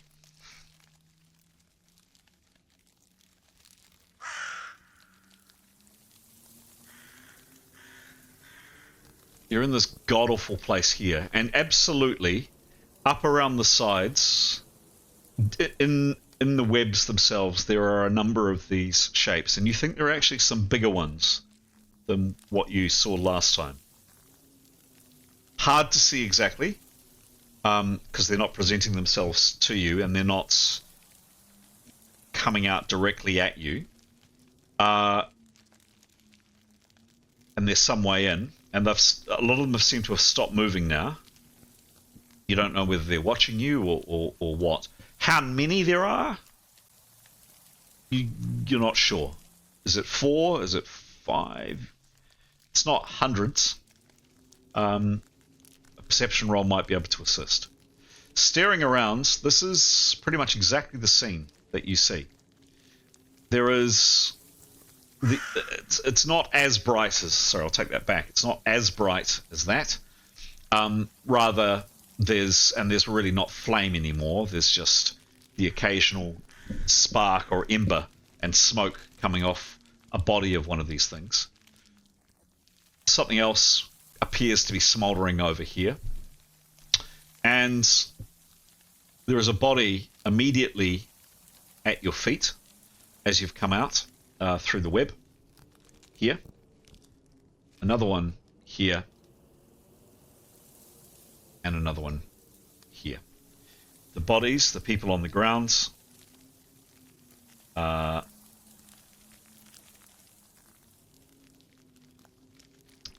a collection of relatively familiar faces that you've seen before.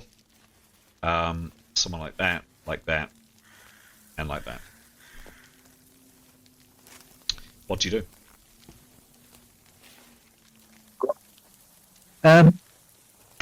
Right, they're conventional soldiers again.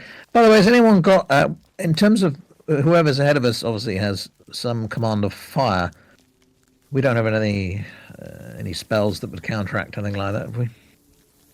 Fire attack. Nope. Just thought I'd mention it. Heroes does. Wow. I mean, we've got things like water. We've got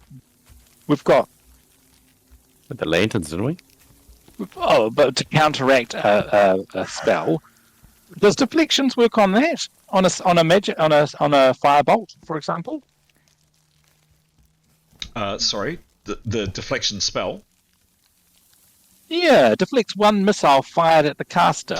That No. missile has 100 subtracted from the. So it's a missile must be in the caster's field vision. Would have to check out what missile means. My take is it's actually a physical missile rather than a spell. Yeah, right. Yep. So attack avoidance, that deflect won't work, but there are those spells like for Nicholas has got barrier law, to answer your question, like water wall does what? Cuts all movement and attacks through it by 80%. Yeah. So That'd be good. Yeah, Right, just one to consider. I just wondered, I might be wandering into this in a moment, so. yeah. If we're up against a spellcaster, then yeah. Shall we move away from the web a little bit? Let's move away from the web. But just check. Tanya, do a cursory check on the body Okay. while someone else keeps an eye on the web, please. Okay. What's she looking for particularly, if anything? Secret plans. Secret Don't plans. know. Sure. Well, I mean, last time we found a little note on one. Mm-hmm. Anything of interest? Gold, coins, rings, magic, Yep. swords she can post to Nathnal. I mean, whatever we got. Yep, sure. So this guy here, clearly pretty outfitted for war. His armor seems to have done him little good, and he has a very, very obvious puncture wound, large puncture wounds, just basically where his face helm finishes and where his neck begins. His helmet is off. His eyes are staring vacant. He is clearly very dead. He's not quite cold, but so he hasn't been here a huge amount of time. Searching his body, yes, you do find some reasonable quality, decent quality. You would say probably +5. A dagger, a hand axe that you can see, decent enough quality shield. That would be a +25 shield, and the mail coat that he's wearing. He's also got with him 5 silver and 3 bronze. 5 silver, 3 bronze. I love that. Have it. Okay. And if no one else is searching the other ones, she'll do that while the others think of next moves. Okay, she goes over here to check these. Yeah, I think Severin will advance too. I think, certainly Severin and Tenya will move away from the web. I think, and do Severin will do perception. Yep. Around. So where's he moving to, please? Towards that second body, looking around in a wide arc, 180-degree arc in front of him. Cool. And Tenya with him, and check the body. Where were the spiders again, Chris? There were 2 behind us, and then there were 4 over there. Okay. And there's movements up here. Yes. Okay. So Nicholas will say, let's not get too close to them and threaten them. Okay. Just keep our distance. But Nicholas will join Severin and Tanya, but be behind them. Cool. Severin, this is what you see, and I will ask you to make a roll, but yeah, give me a perception roll, please, Severin. 42. Mhm.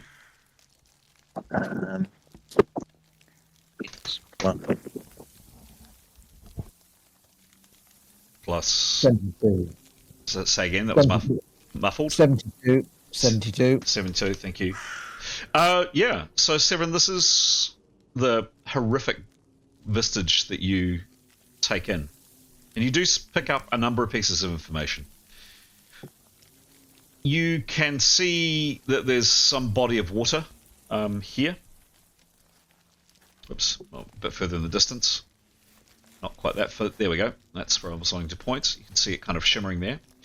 There's another, a bit closer, there's another creature, 8-legged creature on its back here. It looks different from the others that you've seen. It's some 30 or 40 foot away from you currently. There are definitely spiders up here, Severin. You've seen clearly at least 2. One of them's quite big over here.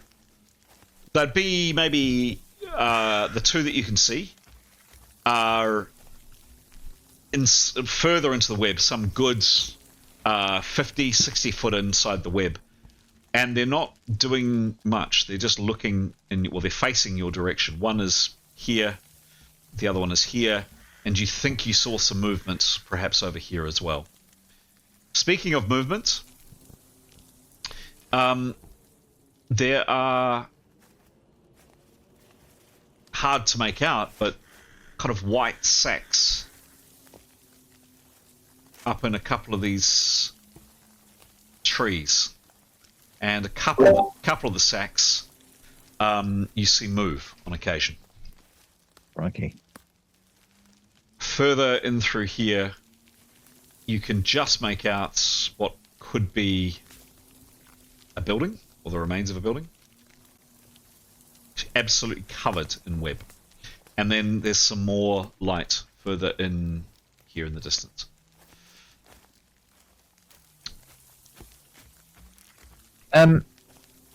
Okay.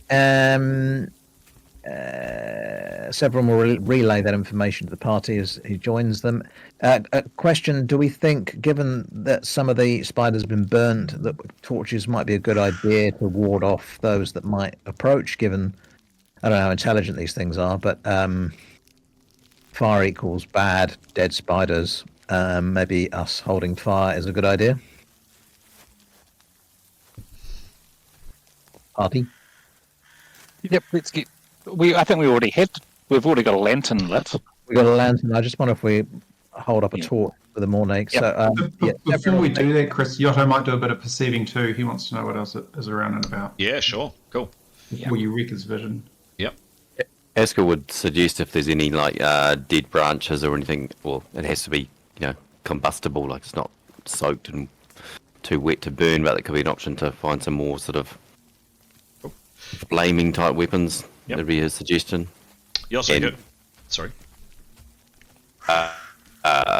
Yeah, and some way of lighting it. Yotto, give me a roll, please. 3. He sees nothing. No, well, remember it's masked. Could be very good. Oh. First time ever. Yeah. What's his bonus, please? Yeah, not great. 48. Yeah. You think that Severin's vision is pretty damn good. You don't. You think you see the spiders that he's pointing out. You do see, definitely up here in these webs, a large amount of silk, a bundle of silk perhaps, which maybe two of them is are wriggling. Hard for you to make out the ruins that Severin's talking about. You don't gather any more information, I'm afraid, Yotto. a quick search of the other two bodies while Severin lights a torch. Sure. Again, decent quality weapons, but nothing astounding. There is some money, a grand total of 2 gold, 5 silver, 3 bronze. You also find some dice, and then lastly, you find this. Who's doing the checking, please? That was Tanya again. Yep. Secret plans. Who knows?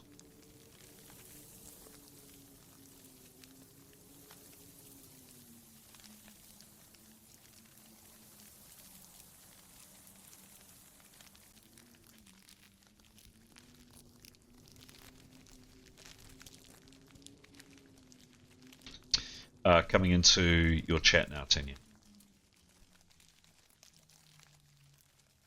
This was on the body furthest away over here. All 3 were soldiers. Oops. Damn it. Hang on.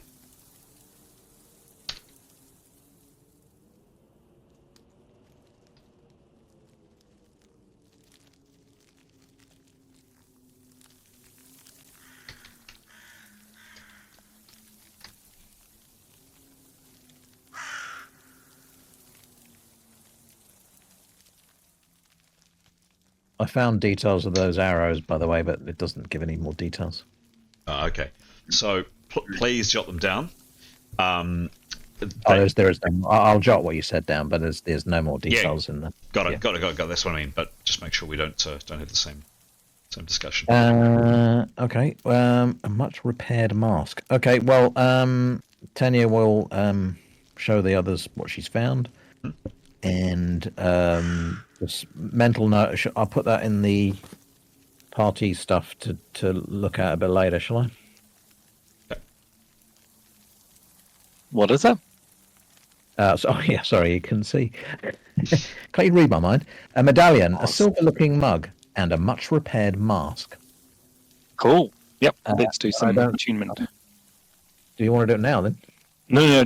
Yeah. Let's do a break. No. Let's. Oh, I'll Save it for later.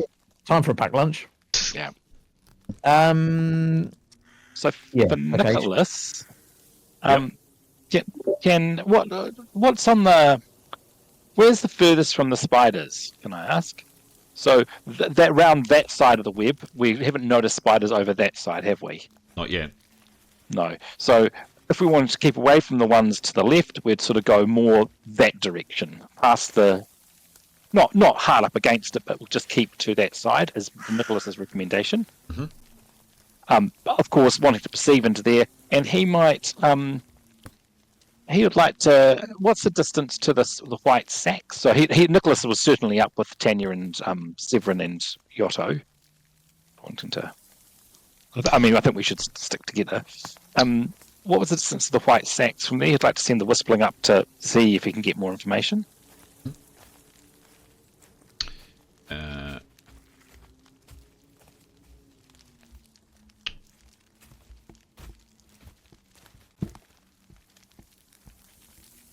Approximately.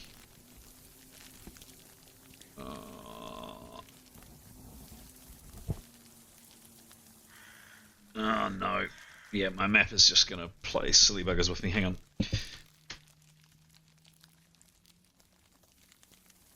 No.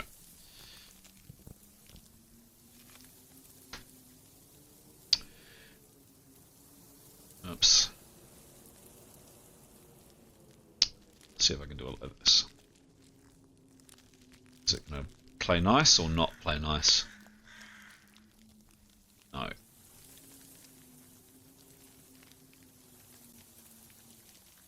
It's not 100 foot. I mean, it's more than 100 foot, put it that way, from where you're currently standing. Would it help? Hang on. Jim's just going to do... Wait. Sorry, we do need a distance. Jim's just going to do this, and then he will do some checking. Hang on.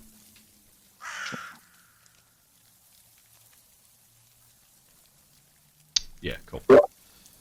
Was that 15, Nicholas? Sorry? Is that 15? We're down to 15 now? That's another people. 5 down, is it?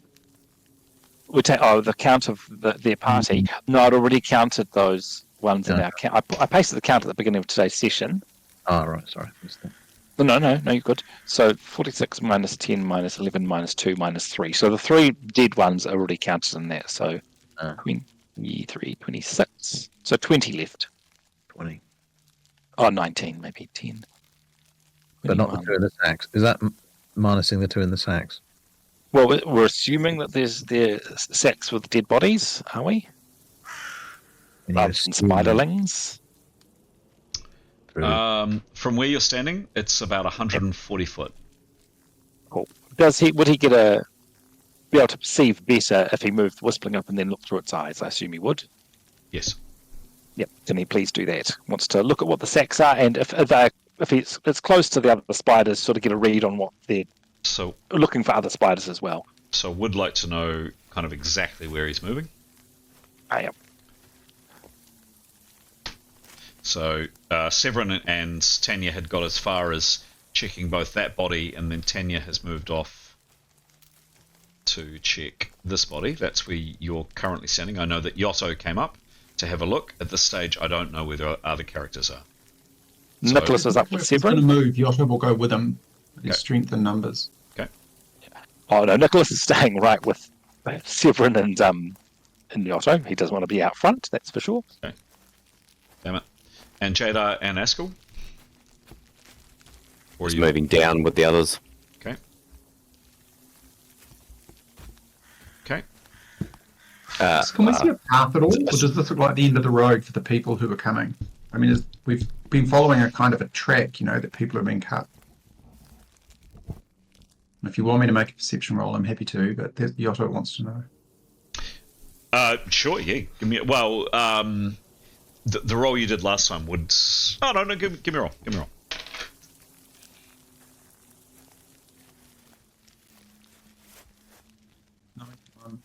91. Roll again, please.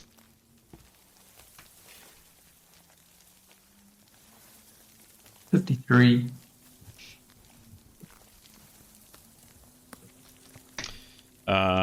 And what's his skill? 28. 28? 48. 48. Does he have tracking? Yes, Stalk and Hide, yeah. It's... tracking is a different... Tracking is different from Stalk and Hide? Read tracks. Tracking. No. Okay. So, Yotto, you definitely see... you can't really make a lot of sense with them because you're not skilled at kind of deciphering tracks, but you see in the kind of mossy, slime-covered, just hideous in here. The kind of this black fungus all over the place, and it's just horrible. You don't want to. One of those places you just don't want to touch anything because you're just not sure what you're going to catch. But you're pretty sure you've seen a number of people. There's certainly a lot of disturbed kind of moss, etc. through here. Lots around here. Lots of disturbed activity around here. And some over where Tanya is. In terms of a track per se, it's kind of more disturbed moss, more in this area that you can see, Yotto. Less over here. Pass that information on to the party in the hope that somebody has a tracking skill can go and look specifically. Okay.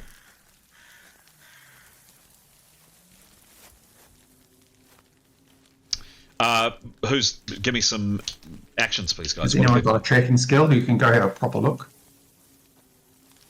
Well, Tanya's got a tracking skill. Yeah, I mean, she's going to guess that people are going that way. So, yeah.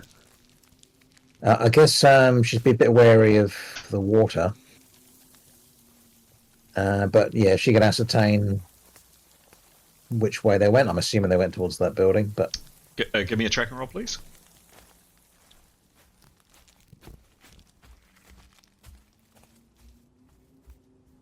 $94.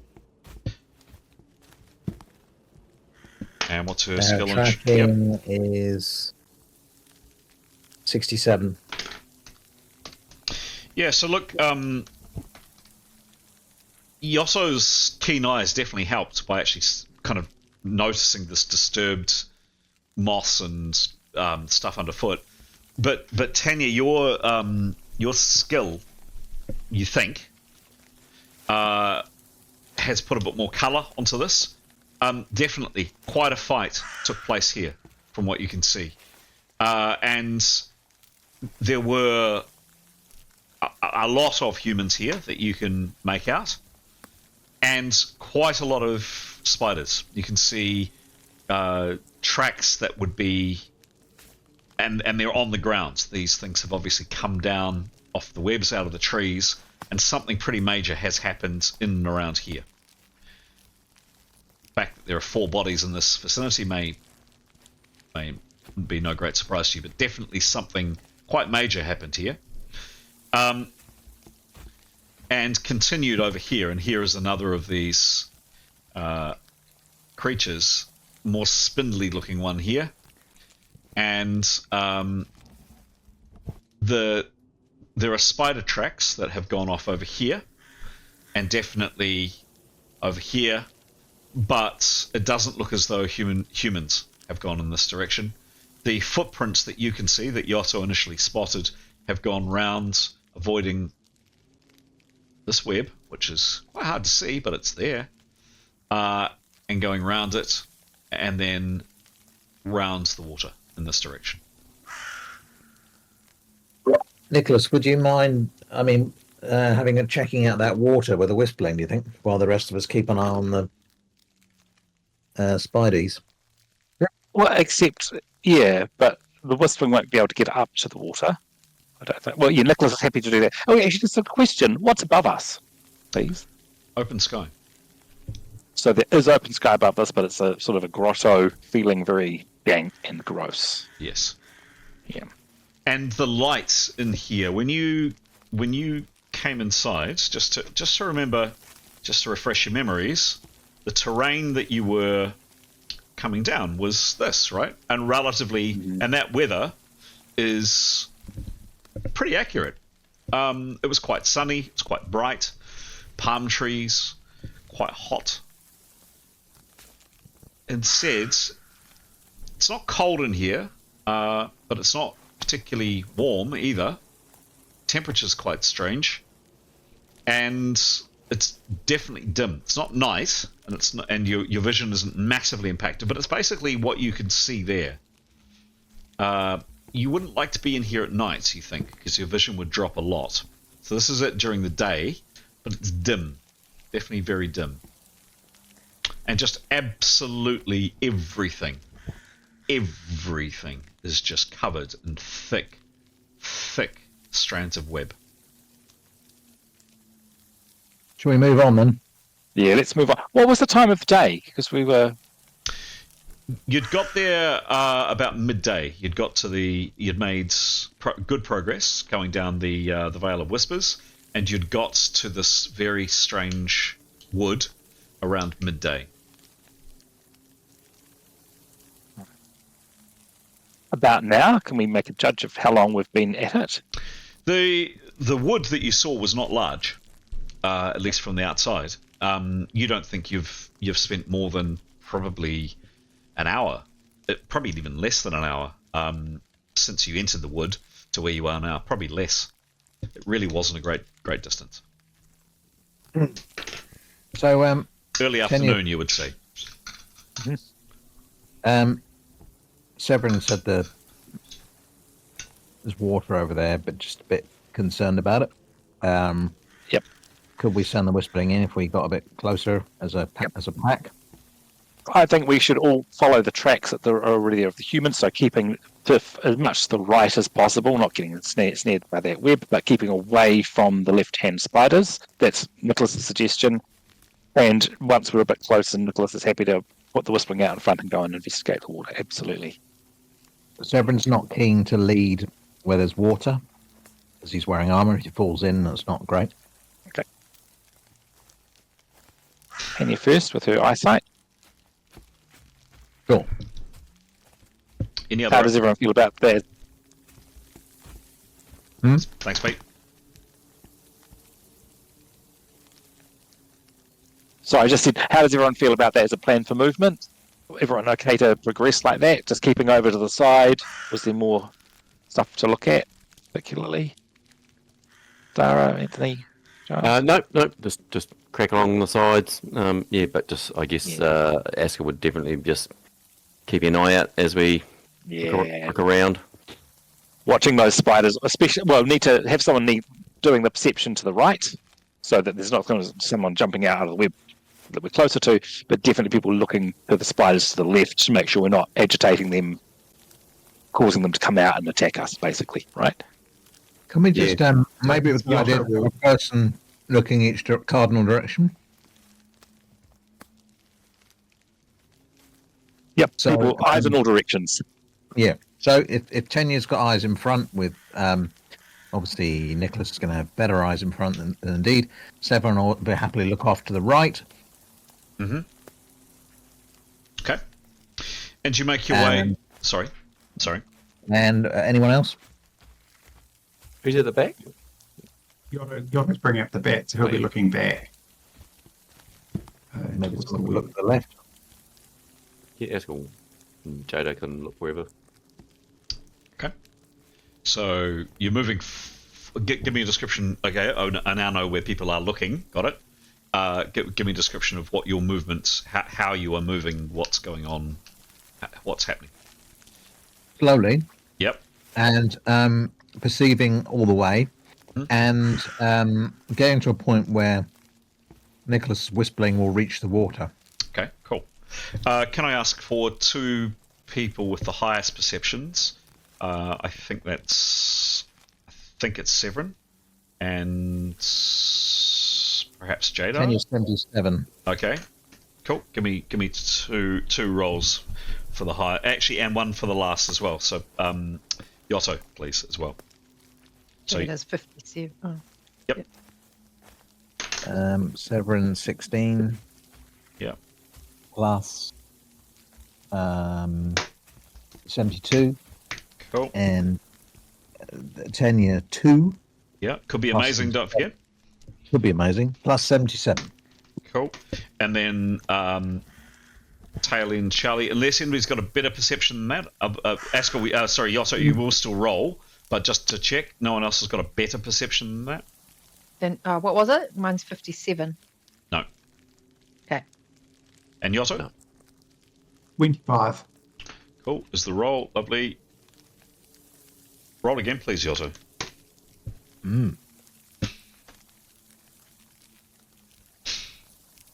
63. Okay. And your bonus? 48. Okay. So you all move up. Severin, you don't seem to see a lot. We'll go to Whistling Cam in a second. So Severin, you don't particularly perceive a lot more than what I'm about already to describe. So nothing additional on that. Yotto, you definitely are aware you're going last, and it's pretty hideous, actually. It's the eyes that get you. You can see the eyes of these things, and the light catch the eyes of these things, and there are a number of them. How many? Hard to be sure, but some are now definitely around to the side that you're going on, or have moved around. You're not sure. There appear to be less on this side initially where you saw them. He'd tell the party of what he's seen, and he'd be as prepared as possible to fire a shock bolt if any of them get too close. Okay, cool. So there's definitely movement out there in there, and you think the ones that you'd seen Severin are no longer there. Whether they've gone, you're not sure. Obviously, it gets quite hard to see into the web. Whistling Cam, and this is with Nicholas. You relaying what your whistling sees. 100 foot out, I'm going to say is, let's have a look. I might be able to stretch it out. That's 100 foot to the other side of the water. Okay. But and maybe just for both viewers and listeners' benefit, could you just quickly describe the whistling, please, Pete? Sure. So the whistling's a summon. So it summons a little elemental being, and he can control it when he concentrates on it. And it is a matched the available elements for elemental creatures to Nicholas, and it turned out that he was quite. The appropriate one was gravity, because it's sort of a little bit imposing and sort of is determined and sort of likes to control things, I guess. This one is it's a gravity whistling, and it's just a little ball, basically. Where's my thing? Yeah, 3 to 5 inches. So just little, and he can. It's transparent, I believe. Where's the color? Yeah, color is transparent, and so he can just control it, and it flies around. It's got a limit of about 100 foot from him, and it uses his perception. It's the bane of the GM's existence. But it is your vision. You can't hear through it. You can only see through it. So you send this little drone out on front, and this is what you see, and you're whispering back. So it can get up to about as far as the water. So let's start at the other side of the water. So you can see through there, whistling. Yes, indeed, there are what was once some buildings, you don't know how long ago, but absolutely smothered in web. Up in the trees, there are these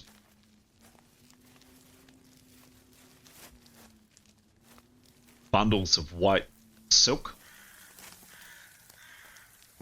Quite a number of them. One up here, this one here, not the one right on front, that one there, but the one behind, moves occasionally. How large these bundles are, they might be 5 or 6 foot long, or thereabouts. There's no other immediate movement that the whistling can see, although can you give me a perception roll, please, Pete? Actually would be helpful. Sure. 93. What a shame it's masked. What a shame it's masked. Could be good though. And what's your bonus? Plus 39. Okay. Yeah. That's what he sees. The water is pretty much that. It just looks absolutely horrendous. There's only a little bit of leaves on screen, but actually a lot of it is just covered in detritus and twigs, etc. Off to this side, some more bodies. 2 more spiders. And 2 more bodies. This time, there's one body that is dressed. That is fancy dress. Yeah, it is. One that is dressed like this. And this one is actually parts enclosed in silk, and has kind of trails of silk coming off it, quite well wrapped. The other one you can't see; it's not exactly this person, but it's someone dressed in black.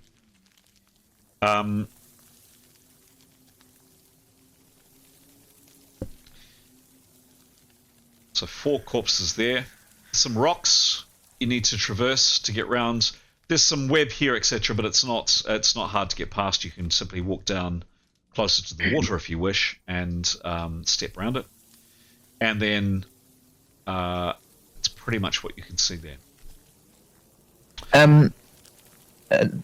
Severin asks Nicholas if he can see the tracks continuing on.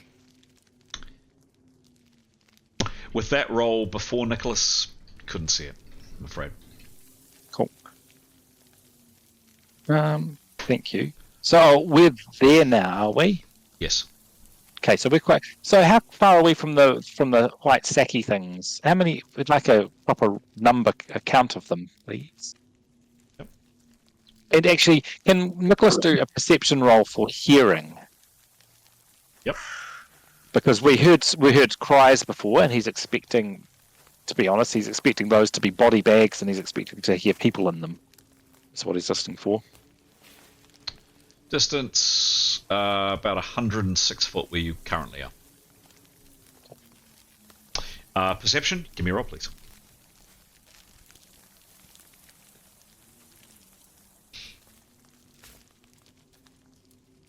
Who? 2. We did who before?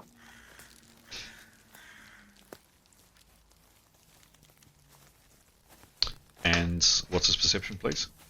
39. Here, you do hear a lot of movement up in the trees around here, but nothing coming from over here. I reckon we should get going.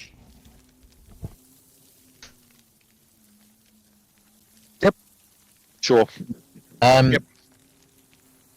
Tanya would like to follow the tracks, please. Sure. So they lead down here. Past these bodies. And then... Well, that's probably about as far as you can go. So they certainly go down here. And that tracking roll you made last time was more than sufficient to continue on. I think she doesn't mind leading. She'll probably have a sword out. Yep. And will actually, I think she will stalk past the water. Okay, sure. Give me a stalking roll, please, Tanya.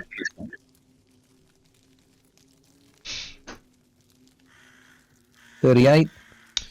Cool. What's your bonus for stalk? Is plus 131. Goodness me. Okay. She thinks she moves quite quietly. There are some rustling, etc. as she moves through. She can't be completely silent, but she thinks she's not bad. And yeah, Tanya, you move around. Okay. And she'll perceive the web nearest her while the others catch up with her. Cool. Assuming they're going to do that. Other guys, please give me some direction. Yeah. Nicholas I will also stalk. That's a good idea. Yep. Okay. So stalk roll from Nicholas. Are we stalking, or can we just walk? I mean, janky old Severin's there. The Iron Man. Yeah. Yeah. He's a bit rusty. I know a song Are we- about that. Are we bothering to stalk, or should we just walk? Just get out of there, shall we?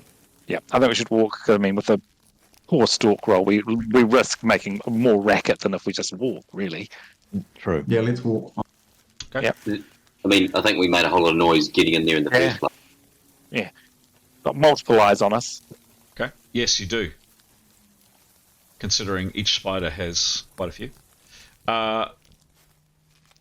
You move around. Quite a horrible scene. So this body here is the person in full plate, and they've got strands of silk and web and semi kind of wrapped in some kind of cocoon, partially wrapped at least. Their helmets off. A look of absolutely sheer, unmitigated terror is on this man's face. He has met a terrible, terrible end. Let's keep going then. Okay. Let's Yotta will just rummage through them. He wants to know if they've got anything worth taking. Okay.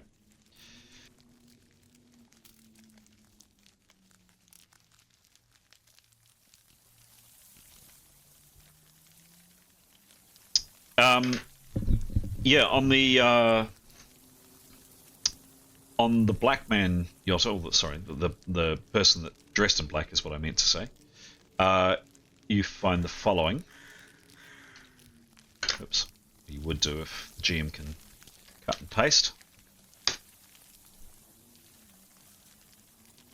And the following.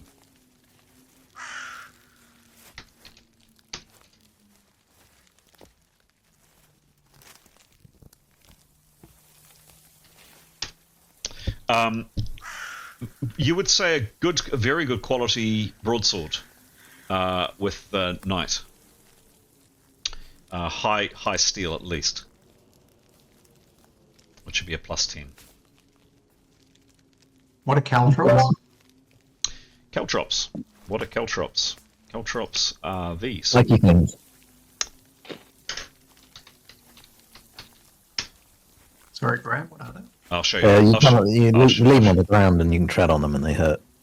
That's a caltrop. I guess he'll tell the party he's found them. So it's 5 silver pieces, 15 bronze pieces, a cheap bag of caltrops, and there's a pair of gloves. Don't want them. I'll point the broadsword out, but won't take it. There's 5 caltrops, I should say.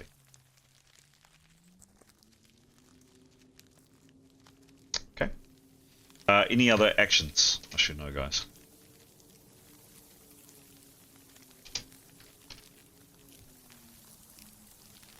Nope. Okay. You continue scrambling your way over these rocks. Sorry, Yotto, what was that cash? I'll add it to the sheet now. Your sheet. Thanks. So 5 silver pieces and 15 bronze pieces. You got more money than you had. That wasn't much. He'll share it. Doesn't matter who Oh, cares. you can keep it. You haven't got any. Cool. So keep following those footprints Sure.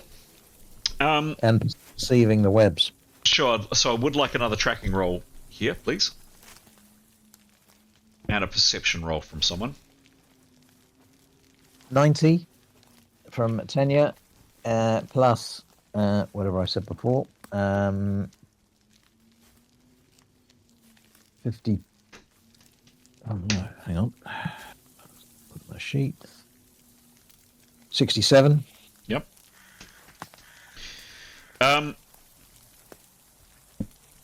Yeah.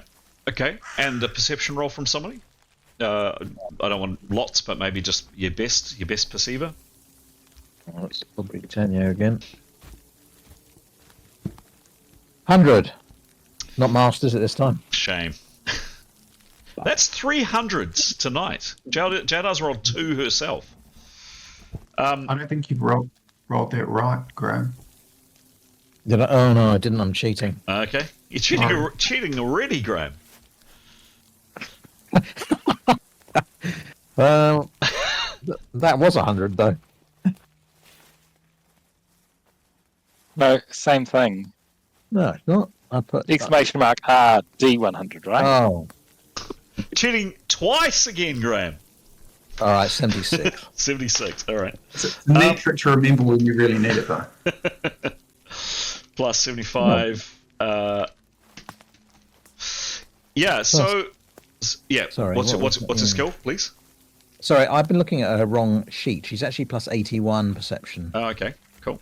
So look, Tanny, you might be wrong. And who was the perceiving, by the way? Who did the perceiving? Tenor again. Okay. So you can see in front of you 3 sources of light. One over here. One here. And one here.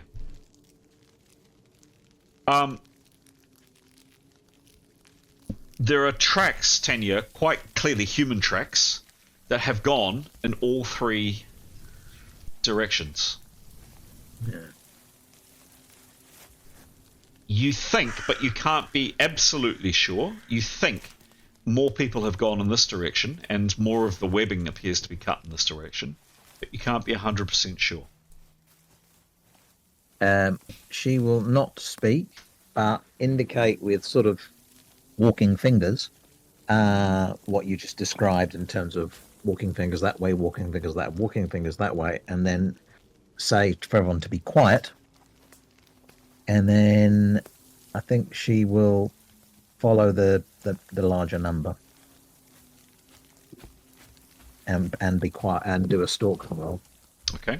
And indicate to everyone else maybe to look at the webs everywhere. Cool. And perceive those. Can I have a non-Tanya perception, please? Askell or Jay? Well, anybody really. Anybody who's got one.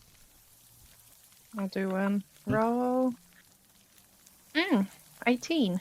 18. Okay. Plus, what's your 7. skill? It's also 18. Oh wait, perception. No, sorry, 57. Okay. And 7, please. Everyone will do another one because he's 92 plus 72. Yeah. Again, you're being followed. Very little movement over here, but you're definitely being followed. Jada, you can confirm that. Can't really see numbers now, but you can, and actually if you listen to the audio, you can kind of hear them moving out in the trees. You set off following the most number of people, and this is what you see. You don't need to hack through the web. It's relatively easy to get through, and you come through a broken, decaying, kind of rotten wall, old, mouldering stone. You brush aside some webbing here,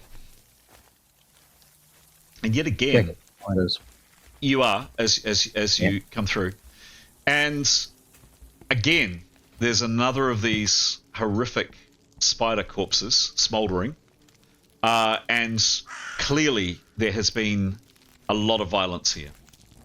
But the webs aren't actually that thick. The what's on screen is a little bit deceptive. The webs aren't actually that thick, and what you see getting here is the light of this flickering, smouldering spider body is pretty much that, but in reverse. Those stairs aren't going up.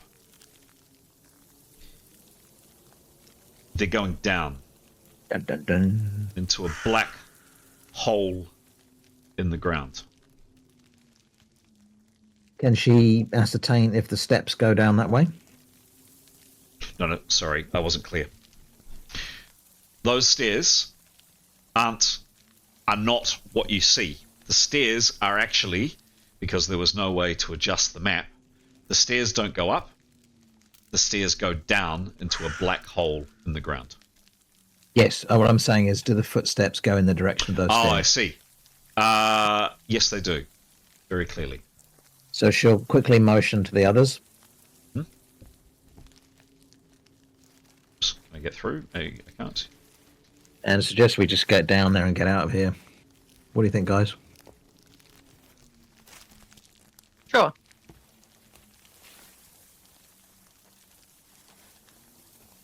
So there's no steps coming back out as far as you can see. No. That might not be a good thing. So No, that is a good thing. Is it? One-way tracks? Yeah, shall we do it? What could possibly go wrong? Ah!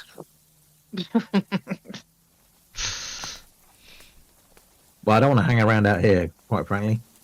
Do we not want to check the other two trails? I don't want to. Yeah. I just worry the longer we stay out here, the longer we risk attack. Yeah, true. True. Let's get in there. And if we're in a hole, they can only attack from one direction. What if these are the baby spiders and the mother one is down there? Well, then the people who just walked in were in trouble. Okay, yeah, should we go? Yeah. Okay. So if we're are we all assembled by the hole? yes, you've all come through. Yes. Then Tanya would like to peek in. Or do we want to send the whistling in? Have you seen the whistling in? No, any hint of light down there? Yes, actually. Okay. Yeah. Let's send the whistling in. Send the probe Please. in. Yep. The annoying whistling. Nicholas will, of course, whisper what he's... That's why it's called a whistling, I suppose. Correct. It's for the person who controls it to whisper to everyone. So you assemble here, looking down into this black hole in the grounds. It looks thoroughly unappealing going down there. And it goes down a long way, probably a good 40, maybe 50 foot, and it turns a corner, a right-hand corner. And there is some light, distant, very distant, but there is some light around that corner.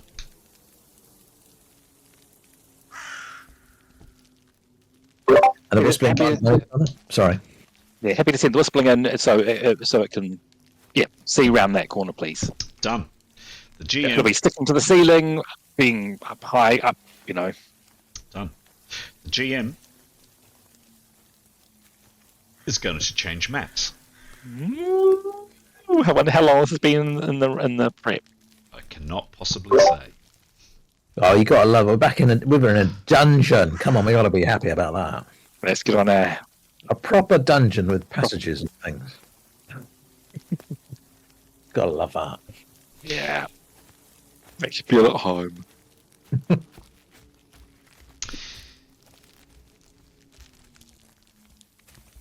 All right. So,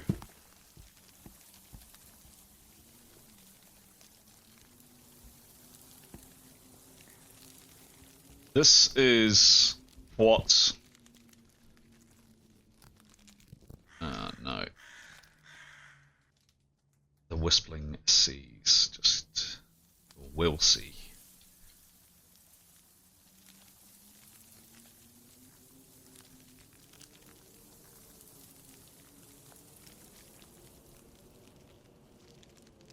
I'm gonna tick, hang on.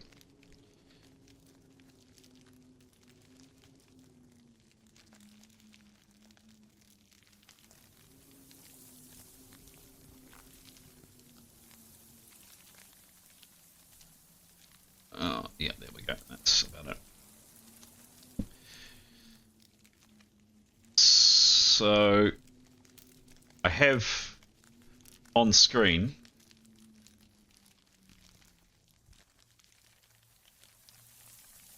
Nicholas holding a lantern. He's not, obviously, but his whistling is. The stairs are old, crumbling stone. Very, very, very old. Very wide steps. Extremely wide steps. And quite deep. Wider and bigger than a normal human stride would be. And the tunnel is quite tall. It would be probably 15, 16 foot wide. And what would have been once very, very, very well dressed stone and very tall. It's now crumbling and faded away. Turning the corner that I mentioned at the end, there's a shorter space, maybe 20 foot down, and part of the ceiling has collapsed, and you can see where Nicholas is, that there's some rubble and rock and etc. there. And that's where the Whispling is currently at now. You probably have another 20 foot in front of you, Whispling. Yes, please. Okay.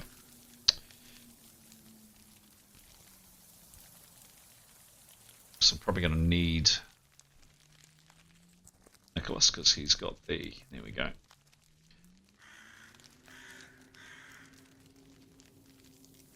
So, first thing you see is... Hang on, GM's just going to do...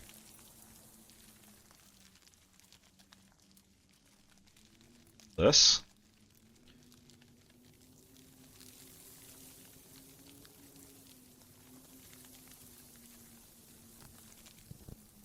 Cool.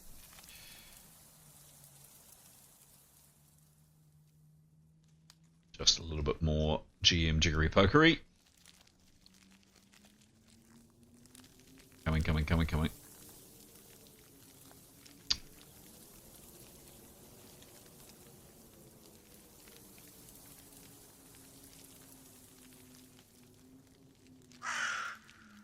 The very first thing you see, Nicholas, is the reason for the light. A brazier is lit almost immediately where you've come down into this area.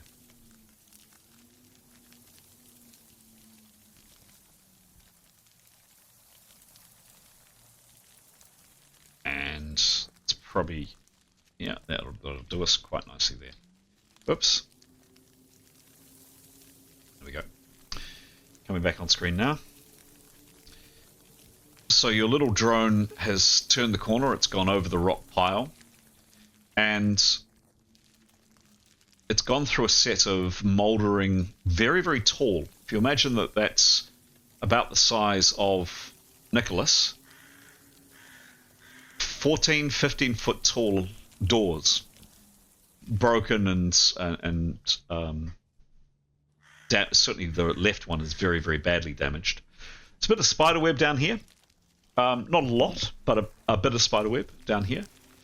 And directly in front of you, Whispling, is a brazier, and you can see a brazier burning there. I'm going to say that's as far as the Whispling can go. In terms of doing a 360, this is what you see, Whispling.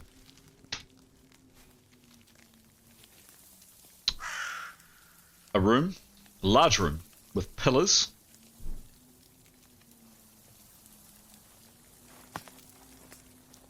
Skeleton. Couple of skeletons. A door.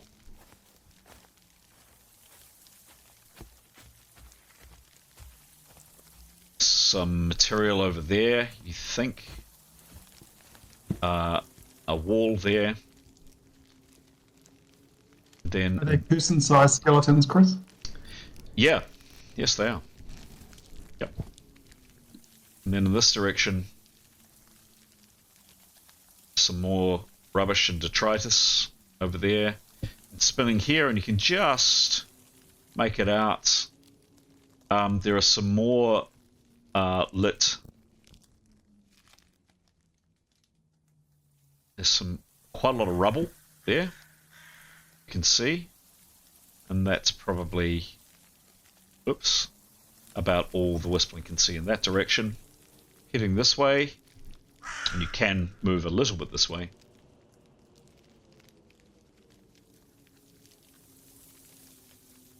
Oops.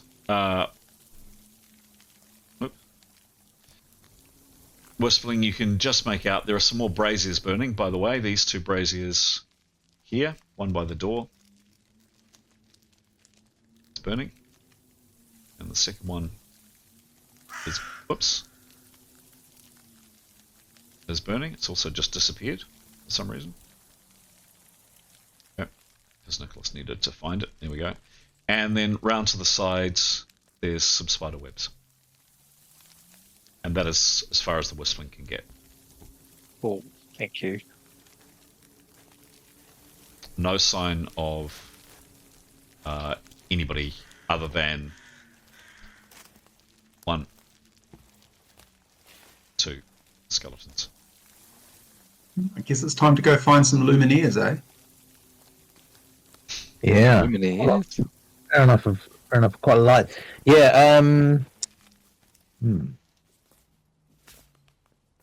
But well, Tanya's happy to. I mean, if with that information, she's happy to sneak on if that's what we want to do. Do we all want to move in a bit further?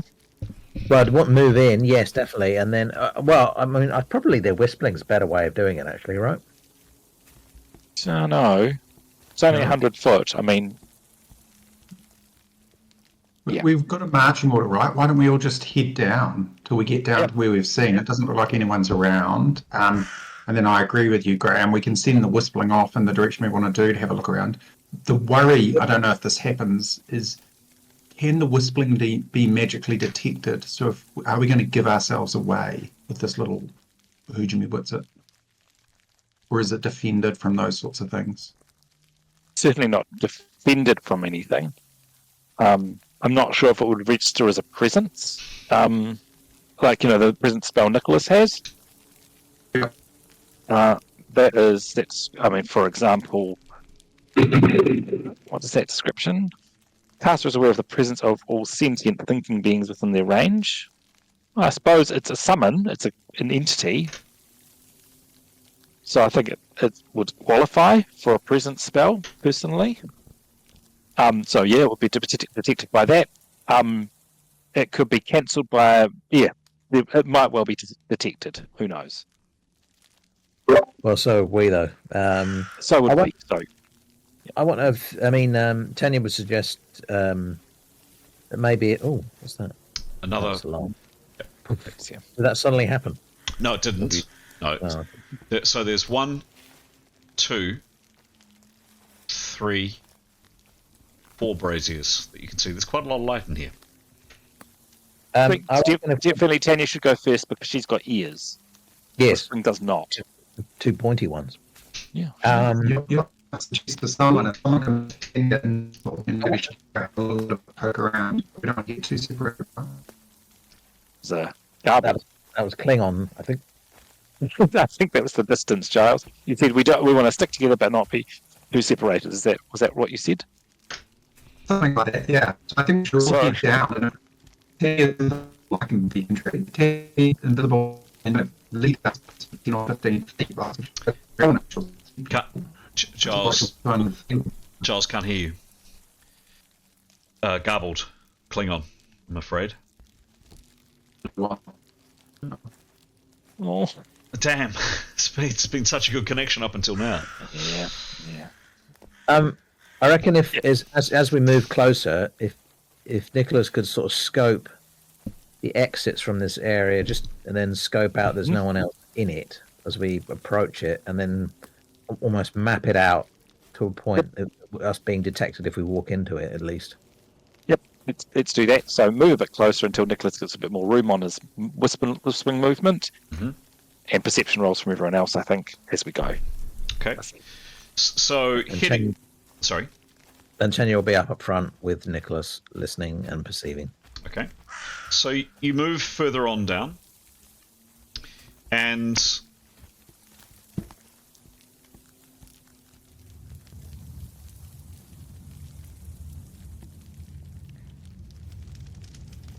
sound of the braziers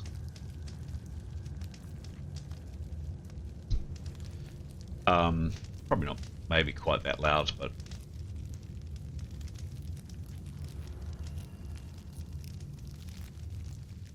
sound of this very, very old place.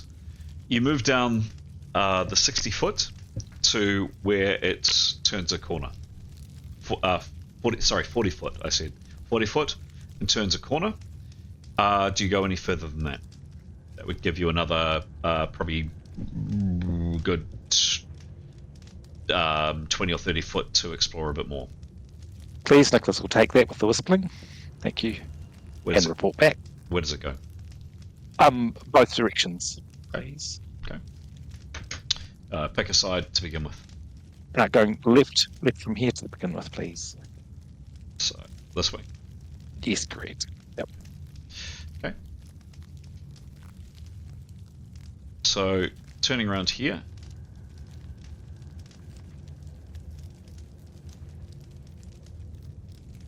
Oops.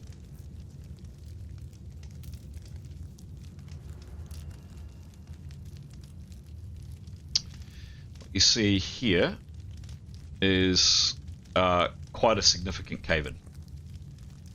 Oh, I don't know what on earth is that? Oh, it's something else. It's the halo around Nicholas to show where he can see to. So if we move him around a little bit more, hang on, I might just do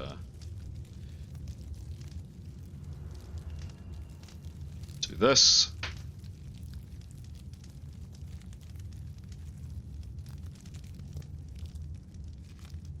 Okay, that's better.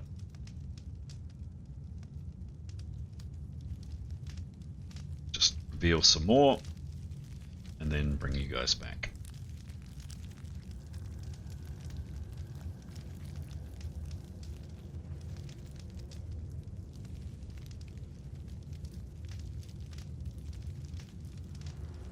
Okay, that's pretty good.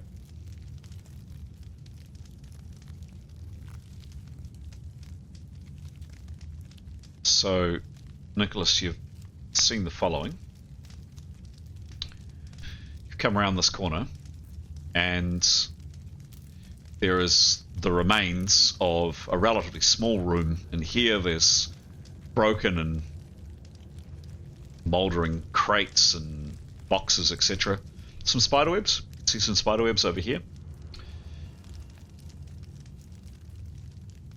The remains of the door. I wonder if we can we see it? Now, everything, just before I continue, everything is a lot bigger. So that doorway would be probably half as tall again than a normal doorway for you. The stairs were definitely wider. You can just make out the door in there as well. Right. There is a closed door there, and again, detritus, rubbish, whatever, around there. You don't have the range to get further around, but you can see that there is a gap further around here, and the wall continues. And there is reasonable enough light, not a lot of light in this direction, so you can see here. No, you can't because you haven't revealed it yet, but you will in a second. If we do that, there's the remains of a brazier there that's half destroyed. So that's in that direction. And again, it's destroyed room here. Just going to get rid of some sound effects. So also, just before we move on to the rest of the description, he's particularly wanting to check at doorways, if there's dust, debris on the floor, if it's been swept out of the way because the door's been opened, or if there's any obvious, he's not got a tracking skill, but looking for any signs of where people have been and gone. So, in the dirt. Yep, so I'm going to say you can't see a thing through where you've just been because it's too dark. Through here, however, it's relatively, whoops, hang on, give it a second, there you go. Very light, actually. You've got, 1, 2, 3, 4 lit braziers. There is actually a brazier there, which I'll reveal in a second. Limited light, very limited light around this way. And there is a lot of dust and grime and filth down here, and there are lots of Nicholas is not even, he doesn't need to do a perception roll. There's there's clearly people in boots have been down here before. A lot of people, or a number of people.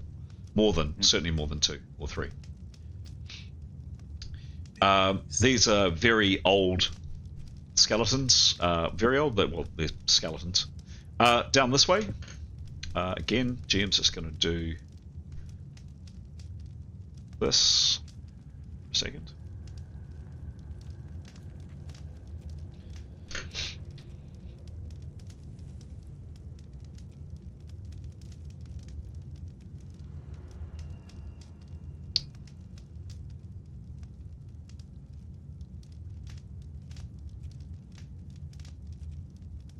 Whoops. There we go. Oh, that's what I needed. Cool.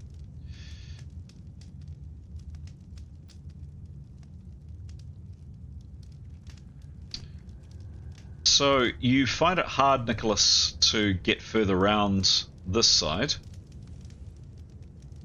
because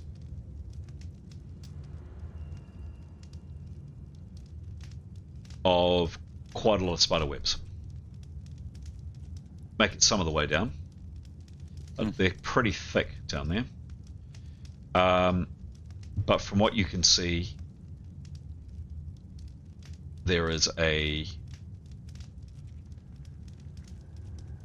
empty room at the end with some detritus and rubbish and what looks like another unlit urn down the very far back.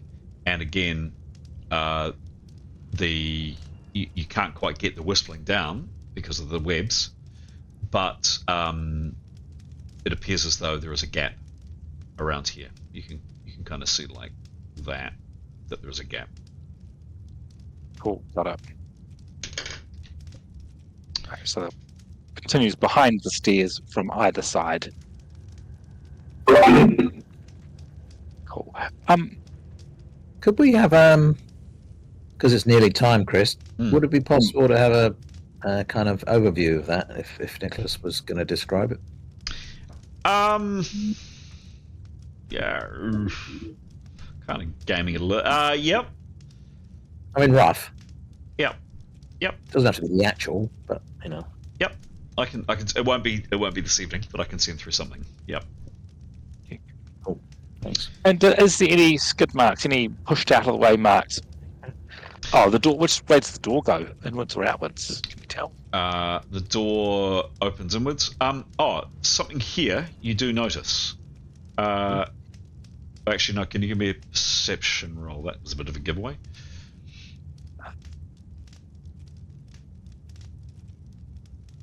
$52. Oh, what's his perception? 39. Yeah, you definitely notice because you rolled a 94. There is blood, fresh blood, on the ground. A moderate amount of it here. Yep. And then spatters of it here. Okay. What? So more of it close to the door. Yeah. So that's pause to open the door. Any pushing of dust out of the way of the door, or does it not quite reach the floor, sort of thing? I'm gonna say you really would need to be in to spot small. You know, you're walking through a little thing like this. I'm giving you kind of bigger stuff that you can see. For more minute things, you would need to be in there to inspect. Yeah, for sure. If you're brave enough to go in there. Oh no, Nicholas isn't. Yeah, you are.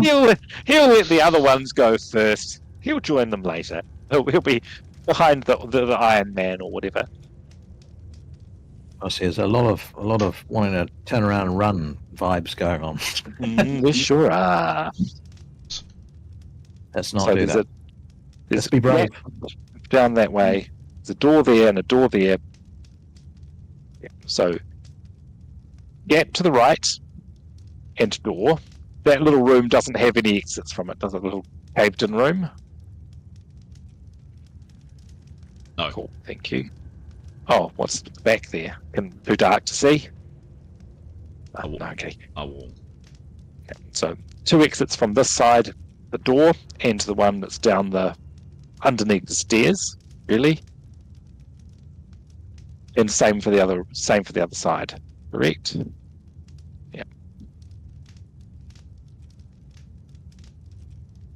Cool. Okay. Someone was happy to make Yotto invisible. He'd be happy to go have a poke around. He has a I think strong that's- sense well, I think of that's- might be people he's very keen to kill. Yes, true. So there's a down the left and right hand side of that wall we're facing, there's a gap on either side, isn't there? Yep. It goes to behind the stairs essentially. Looks like it. Yep. Yep. A door in the left room where Nicholas is now, and a door in the right room. And am I right to say that that's it? In terms of the 2 doors. 2 doors, one there, 2 gappy entrances at the back of the stairs, and behind where the camera is now, it's dead ends, I believe. Yes. Okay. Thank you. Give you a 360 view. Hang on. Yep. That was a 360 view. That's 160. Yeah, 360. So you come down the stairs. Large doors, as mentioned. Large stairs. There's a door immediately that way.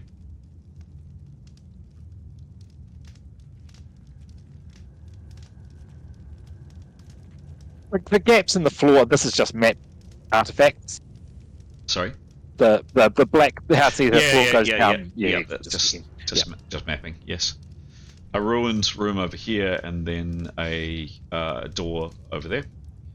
The gaps behind the stairs that side, and then that side, and a door there. And just one more thing. Clearly, no one has cut a way through the webs. Again, you really would need to be closer to see, but you don't think so from what you can see. Cool. Thank you. I think that's as much information we get from the whistling for now. I think we have to get in there to do more. Do we call it there, guys? I think so. Yep. Yeah, good place to stop, I reckon. Roll credits. Yeah.